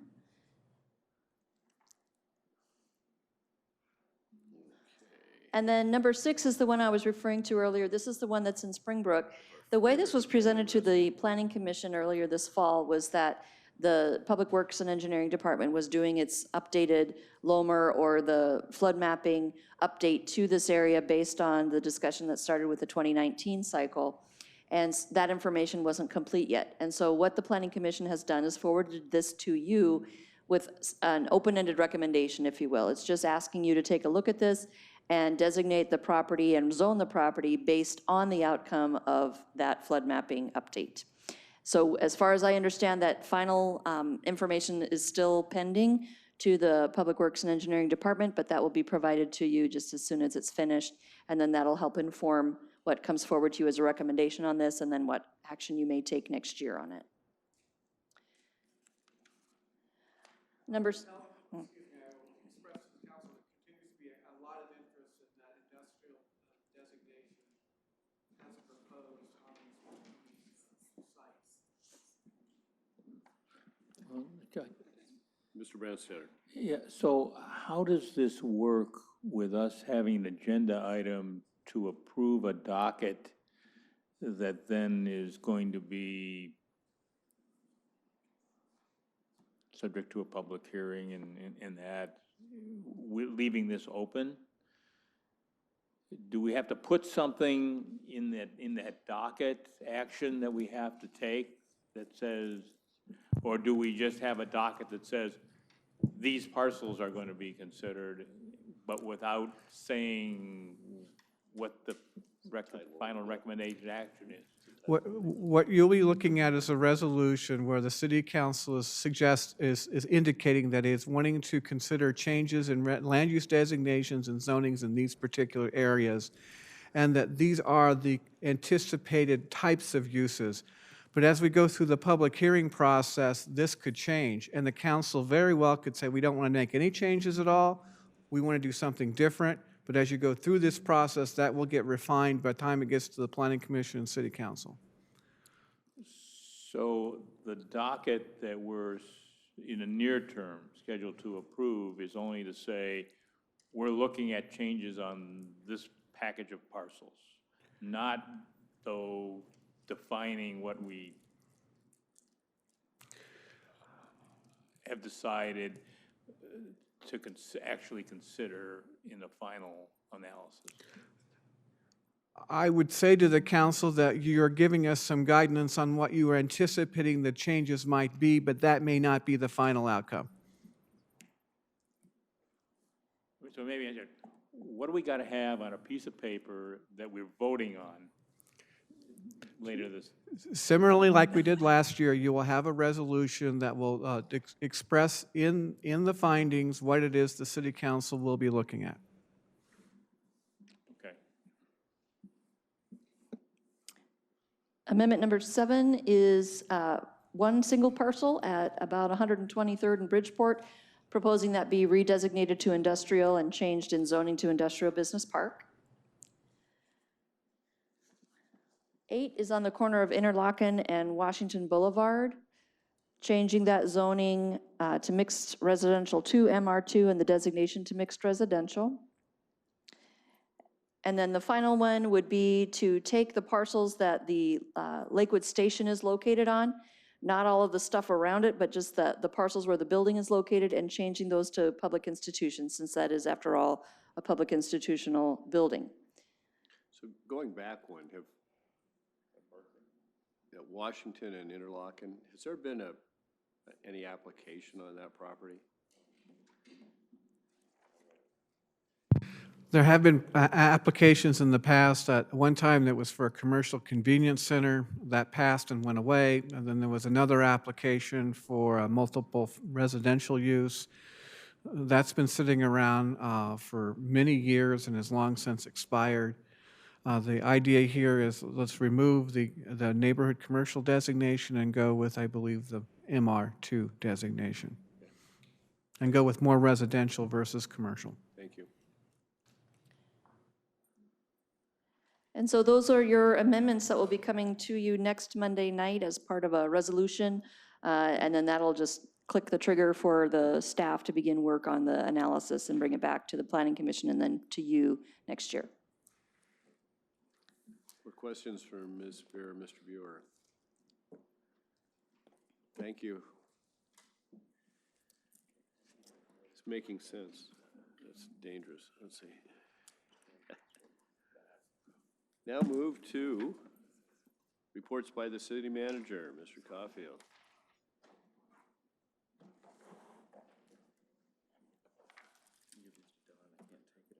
No, I don't.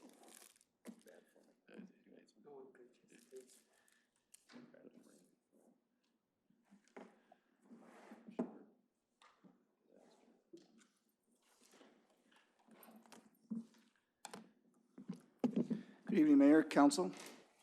few updates for you. I think last week when I was before you, I gave you an update on some information that we had just learned, and that the Puget Sound Clean Air Authority was moving forward with a clean fuel standard. So in the last week or so, we've been doing some background on that, and we've actually drafted a letter for this body to consider sending to the PSCAA, essentially opposing what their proposition is. Furthermore, on Friday, as you know, actually myself and the deputy mayor, him with a different hat on, we both sit on the Tacoma-Pierce County EDB board, and this was an item of discussion at that meeting. And a lot of the discussion was actually led by our county executives. He was kind of put on the spot, actually, as I understand it, by the president of the board. Given that he sits on this board. And it actually, the conversation confirmed a number of things. One was that hardly anybody in that room actually knew about it, just like the city is a due-paying member. We were not aware of it until we actually received an email from the Tacoma-Pierce County Chamber of Commerce. But more importantly, there was a lot of discussion on, what's the authority that PSCAA actually has here? And so that's kind of how we've framed our response on this, as well as the fact that not once, but twice, the voters have actually turned down a very similar proposition of what this organization is moving forward with. And then also, the 2015 Transportation Revenue Package prohibits this type of a tool, if you will, to be implemented statewide. And now, of course, on top of that, this is only being proposed in a 4-county area and not statewide. And really, this is something that needs to occur down in Olympia with the state legislature and not across, this one particular And it failed agency. in the legislature last time it came up. The other question we have for them is not just what their authority is, but if they were to put this into place, how would they implement it? How would they regulate it? And so again, we're in the process of drafting that, and I hope to have something to share with you later this week, and then bring forward formally for you to review at your next meeting next Monday evening, and get your blessing to either send it, not send it, do something differently. You do have some time on this, in that the public comment period is open through January 6, 2020. Another item that you had asked. Just for the straw poll, is there anyone who objects to objecting? It's only a 40-50 cent a gallon gas tax. Plus the economic impact, even they produced some analysis, the economic impact of Pierce County was completely upside down vis-a-vis the other counties. It's like $320 some odd million annual impact, and negative annual impact to our county by their own review.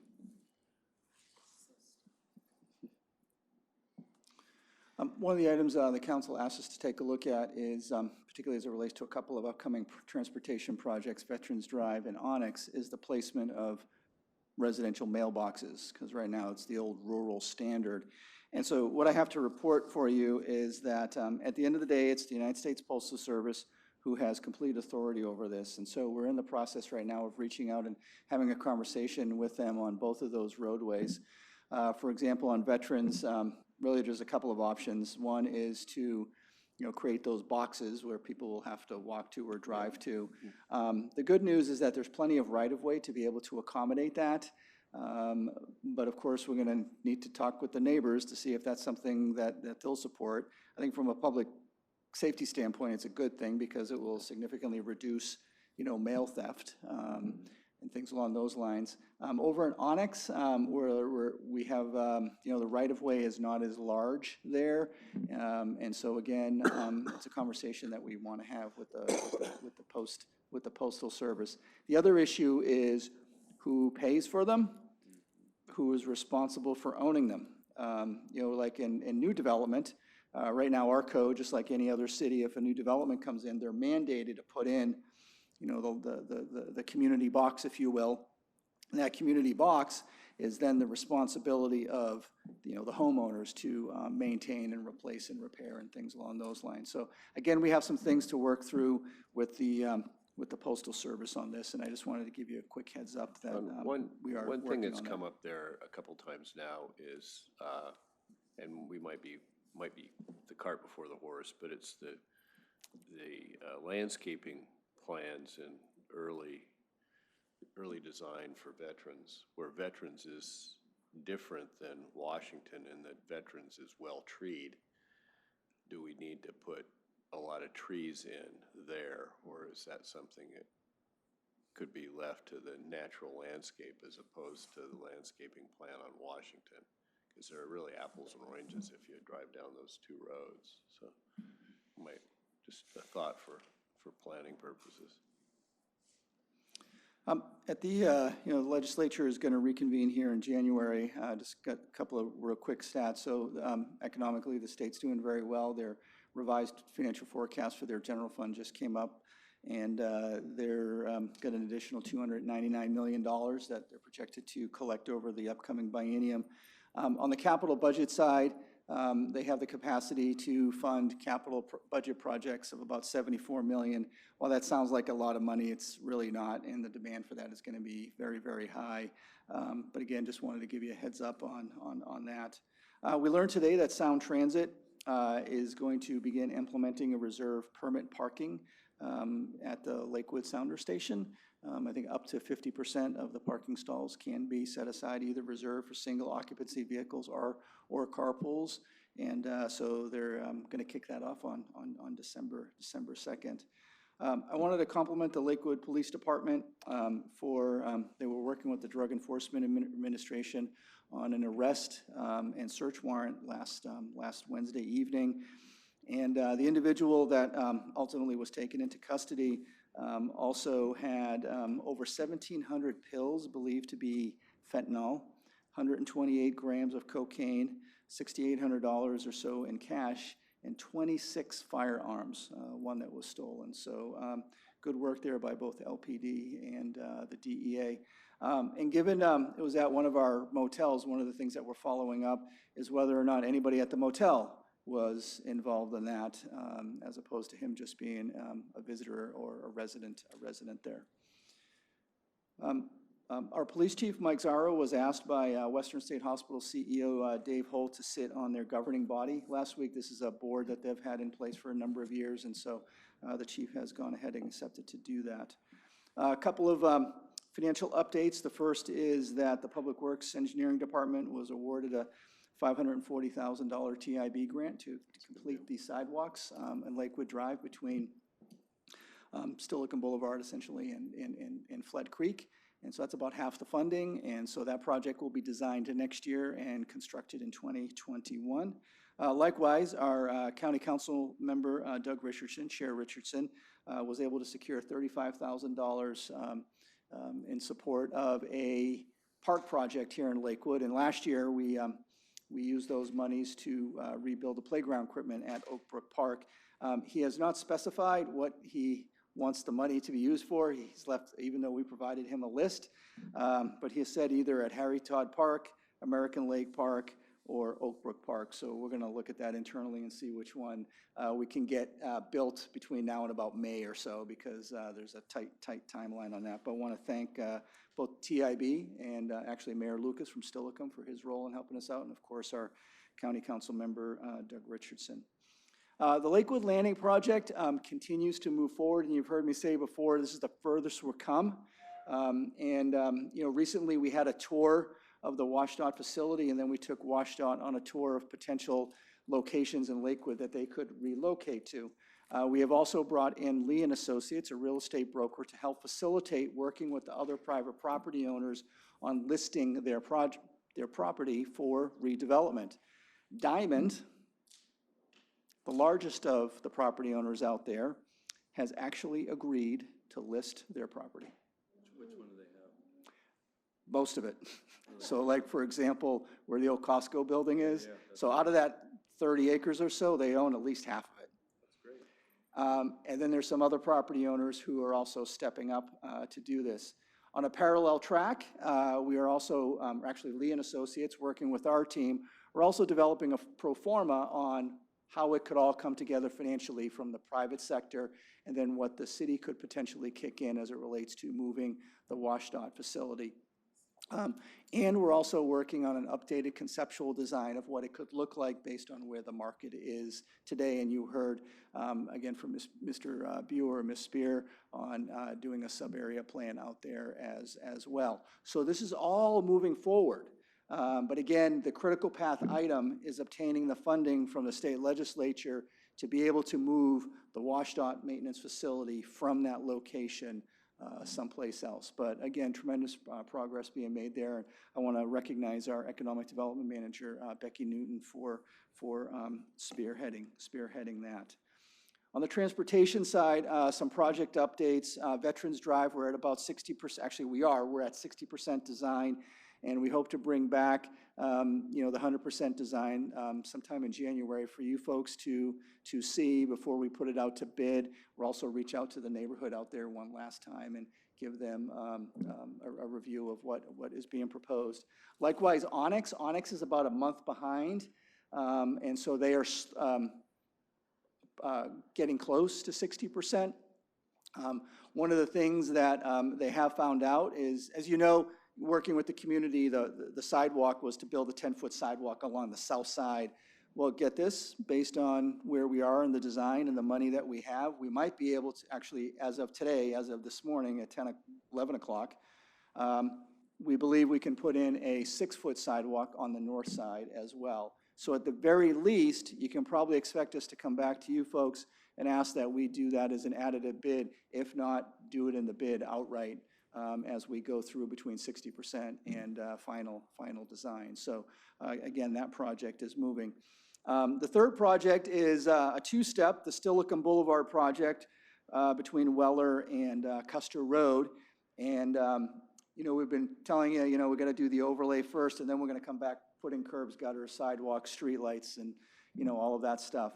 Well, what we plan on doing this first phase this summer is putting in the curbs and the gutter, as well as doing the complete street reconstruction, and then come back in 2021 or 2022 to put in, once we have, because we need some right-of-way, to put in the sidewalks as well as the street lighting.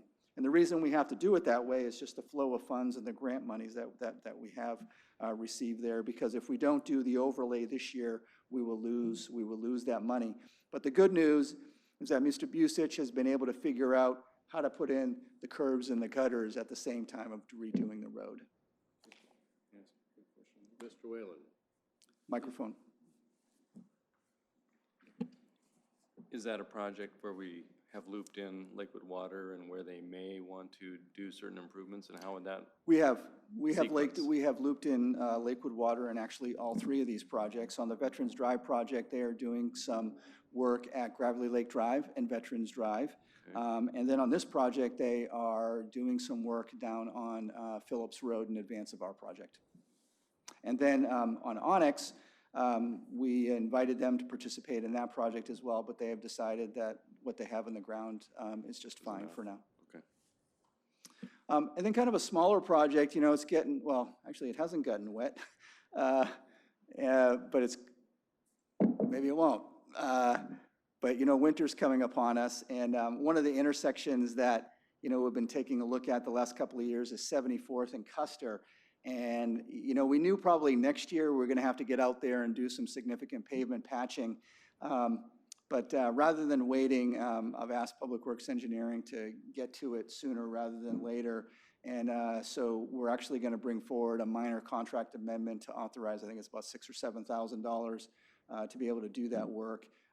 The total project cost is about $22,000. We have available money in our existing pavement patching contract to cover most of it. So I just wanted to give you an update on that.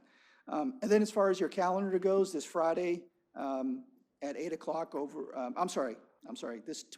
tomorrow we have our, thank you.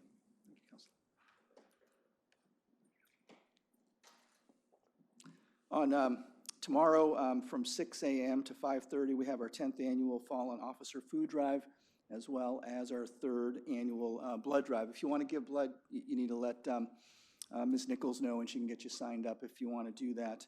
But please stop by, if not drop off some food goods. It's a great partnership with EFN, but also just to say hi to the folks that are out there.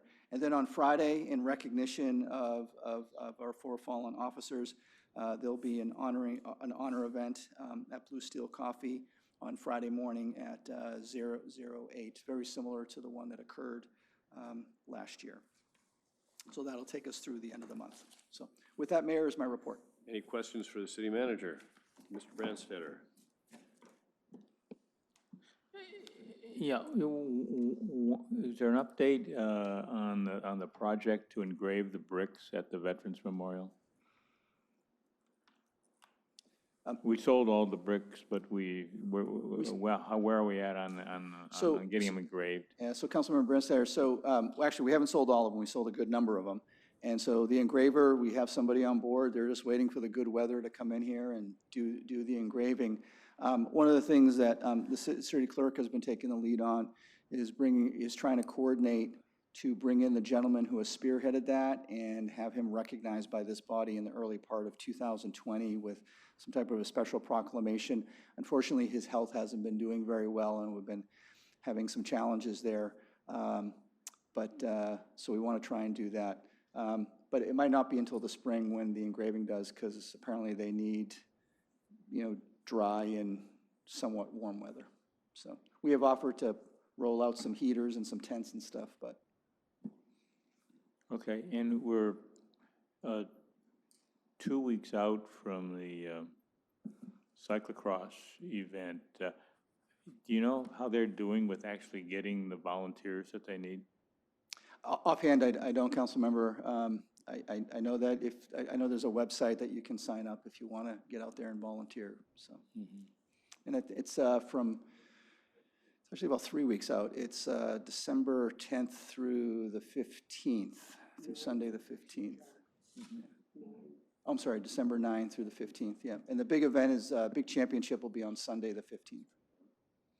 So. It's expected to be about 2,000 participants and upwards of 10,000 spectators on that last day on Sunday. Mr. Mayor. Just one track. Ms. Moss. Thank you, Mr. Mayor.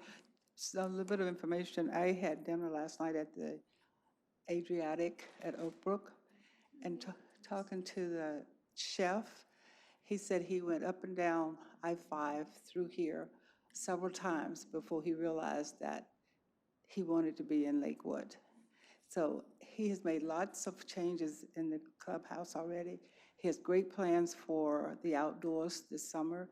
And one of the comments, he said, if only we had sidewalks so people could walk because of those apartments along the bluffs and all along there. He said, if only we had sidewalks to have. So with him being there, and if the business picks up, that may help the producers, or the developers to get moving on that project that they have there at Ruby. So was hoping, but I just wanted to share that because I thought that might be a little bit of information we could put in the back of our caps. Well, sidewalks are coming to Onyx. Yeah, I didn't mention that, but. Any other questions? And we'll go to council comments. Ms. Moss. You can't get away by sitting over there. Okay, well, thank you, Mr. Mayor. The one thing that a few weeks ago, there was a Mrs. Candace Wesley that came with her group. It came and spoke to us about, during public comment, about a ceasefire, Tacoma ceasefire.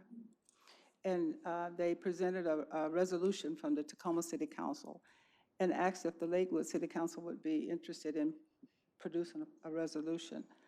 I think we all received a copy of that resolution, so I would like to, if there are no objections, I would like to follow up with a resolution in support of the Tacoma ceasefire. It said they're against gun violence. In general, right? It was very, very general. It wasn't any specific. Actually, it was crafted in a way that it didn't address gun control or gun-free zones or tax on ammunition or anything that different people might find objectionable. At the same time, it didn't propose any action, just said we think it's bad and people should be opposed to it, so. So, You would support that? yeah, so we'll go ahead and draft something like that. You've got the other one. Yeah. We'll make it Lakewoods instead of just be Tacoma. Yes. Okay, thank you for your support. Other than that, I would just say happy Thanksgivings to all of you. Thanks. Mr. Branstetter. Ms. Wilkie. Ms. Montana. Thank you. I will be out at the Fallen Officers Food Drive tomorrow morning, so stop and give me all your money and lots of food. And I'll stay there as long as I'm warm. As soon as I get cold, I'm out of there. So drop by early. 5 minutes, right?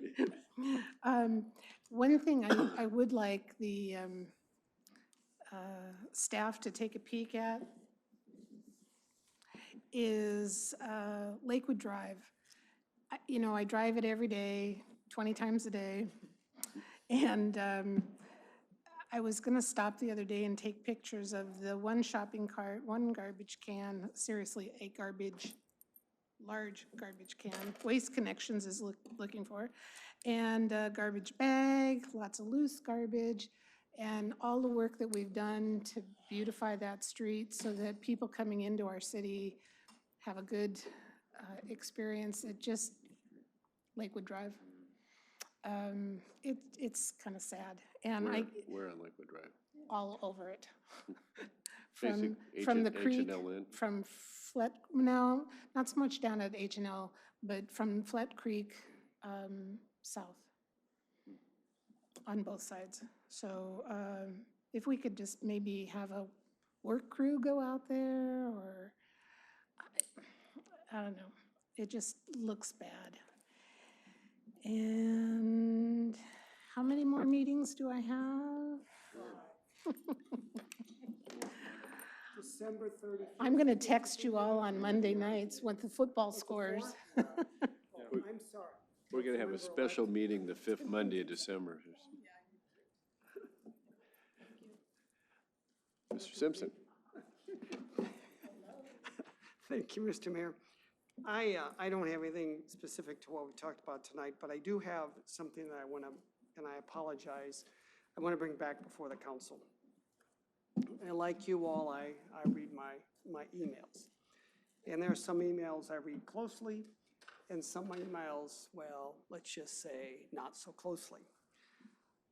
One email that I got that I paid attention to, now it's not to say, Mr. City Manager, I don't pay attention to yours, I do, is that Mr. Russell sent all of us an email about Wahop Lake. And well, I know, the latest one. And as I read it, and I'll be honest with you, I generally, it's one of those ones I sort of just skim through. He did say something that caught my eye, and he made a comment here that the lake is now self-healing, that is, it is transforming from a turbid water, harmful, cyanobacteria stable state to a clear water aquatic plant growth stable state. So I emailed him, and I asked him on what evidence he could make that assumption, that statement. And I did receive an email back from him, and he gave me a rather involved discussion or reasoning for his statement, which I'm not convinced of. But further on, and it wasn't in his email, but it was the one that came after from Tom McClellan, and he restated what he has said ad nauseum. There was a website, and I went to that website. On that website is a 329-page document. And generally in the sciences and social sciences, you open a document, you should find an abstract that will give you a synopsis of what that document is about. I looked for that. Maybe it's because it isn't social science, but it's marine science, but the gist of it is, and what this document did, is it conducted a 40-year review of the literature about the use of alum in fresh and saltwater lakes. Now, nothing like this had been done before.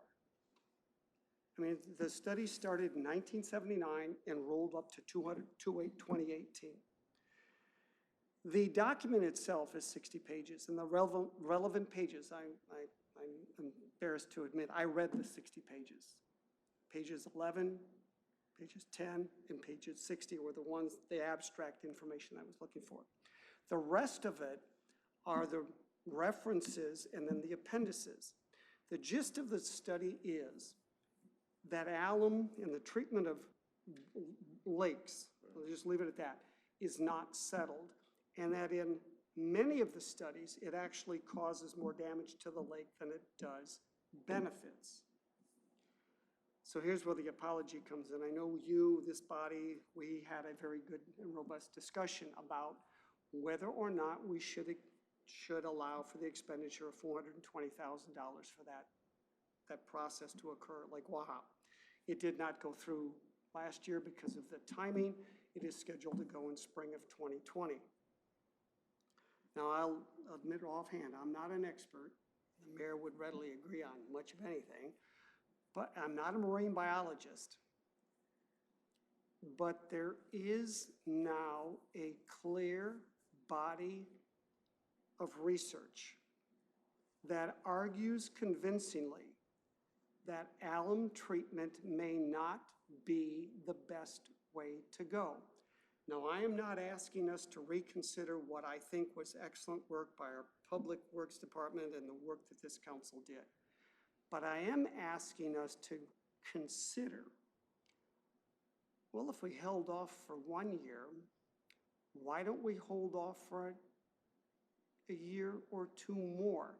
Because to my way of thinking, and I apologize, I'm not trying to go back to that argument, but I did argue that I don't think this was a wise expenditure of city funds. It's in black and white if you want to read the document, but the document is making good sense. It's not listening to local authorities. It's listening to science say, folks, you may be getting something that you really don't want. And at the time I argued, I think we should, and I remember looking at you, Mr. Mayor, and saying we should come full stop. Would we be willing to consider for at least another year or two waiting? Because when you go back to, and this takes me back to Mr. Russell's answer to me, when I asked him, prove your statement, his proof is that since Pierce College has ceased dumping waste into the lake, and this summer he is pointing to that, he says, the column, the water column, which we've heard discussed in various formats here, has cleared somewhat. Now again, he doesn't give you clear proof of that, but that does make sense with what other experts have talked about with regard to lakes like Lake Waha. So I'm just suggesting to my colleagues here, do we want to wait before we authorize the expenditure of $420,000 when there is 40-year review of the literature that is strongly suggesting you may come to regret this? Thank you, Mr. Mayor. Mr. Whalen. With regard to all things, local business and city stuff, I had the chance to go to the Adriatic Grill at Oak Brook. I like to test out new businesses when they come to town. I think it opened up a week or two ago. So I went out, I think Friday evening, and the Bokies were there as well, and it was just a fabulous use of the space. I think it really reinvigorated that whole opportunity to have a good restaurant there that services that area of Lakewood, and I was really pleased to see a bunch of residents there. It was really fun. Yeah, and the food, and by the way, the food's good. So that's always a serendipity when the food is good. Today I had a chance to meet with, I had a scheduled lunch to meet with Joyce Loveday and Julie Smith, the presidents of Clover Park and Pierce College, to just chat about economic development as it relates to working with our local community technical colleges and developing the opportunity to create supply to meet future demand with my little economic development hat on. And it may be something that we think about planting as a topic seed for our joint meeting with the school board in 2020, or perhaps a later study session, to think about, maybe have a mini retreat or a study session on how we can strategically work with organizations like the EDB, the county economic development folks, our economic development folks, to get a handle strategically on what the potential future employment opportunities look like, and then try to mirror those or match them up with how can we better train or prepare our Lakewood students going through the community and technical colleges or coming out of the high schools, potentially looking at a career path through the community and technical colleges for those jobs. And it relates to the whole Vision 2050 thing, the job housing balance. How do we keep more of our people down here in Pierce County as opposed to letting them schlep up north? But I think it's worthy of a strategic conversation, getting all the, the right heads in the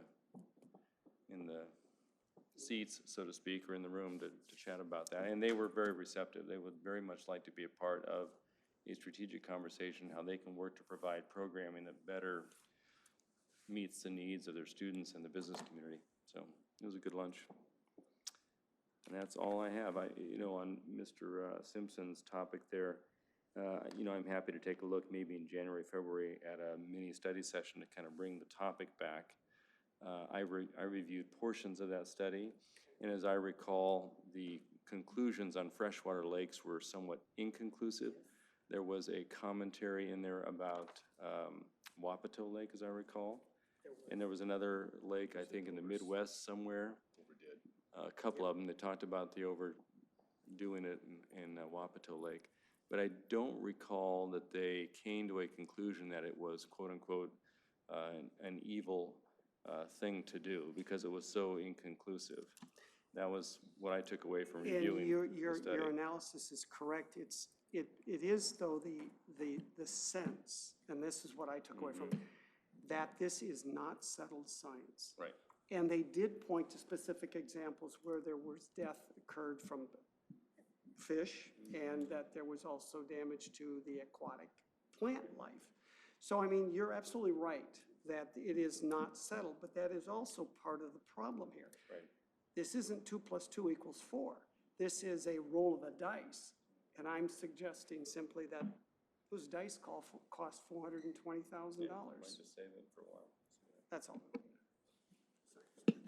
I recall Wapato, they killed the fish, but you could see the bottom, they found a car. They found a car, really? This advances the discussion now. Yeah, right, initially. But the study never talked about misapplication. It talked about The viability of the solution. Viability, that's correct. It never challenged that. I mean, just stay on track. See, I don't know if you discussed my absence. I apologize for being gone. But there's interest in having us endorse by resolution the Clover Park School District levy. And I think we've got that on the docket out over the future. Clover Park, we have to have a public hearing. The Clover Park School District levy resolution, Monday, coming Monday.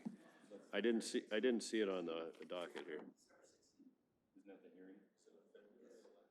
No, we decided, Don, when you were gone, that we were gonna have a public hearing on it, and then have it teed up for council action, I think, in January. Yeah, so it's gonna be late, okay. Yeah. If, I know Ms. Barth did this too, but I've already given to the fallen officers food drive, because you can do it on Helen McGovern's Facebook page for her birthday fundraiser. I might, I have my annual physical tomorrow morning. I may be able to drop by. But I made sure I threw some money in the pot. I saw the email from city manager regarding issues regarding rental housing inspections, city inspector versus private inspector.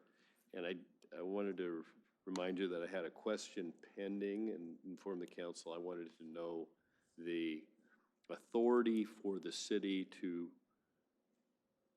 require GFI installation for existing units where they were in conformance when they were built, and why that would be required.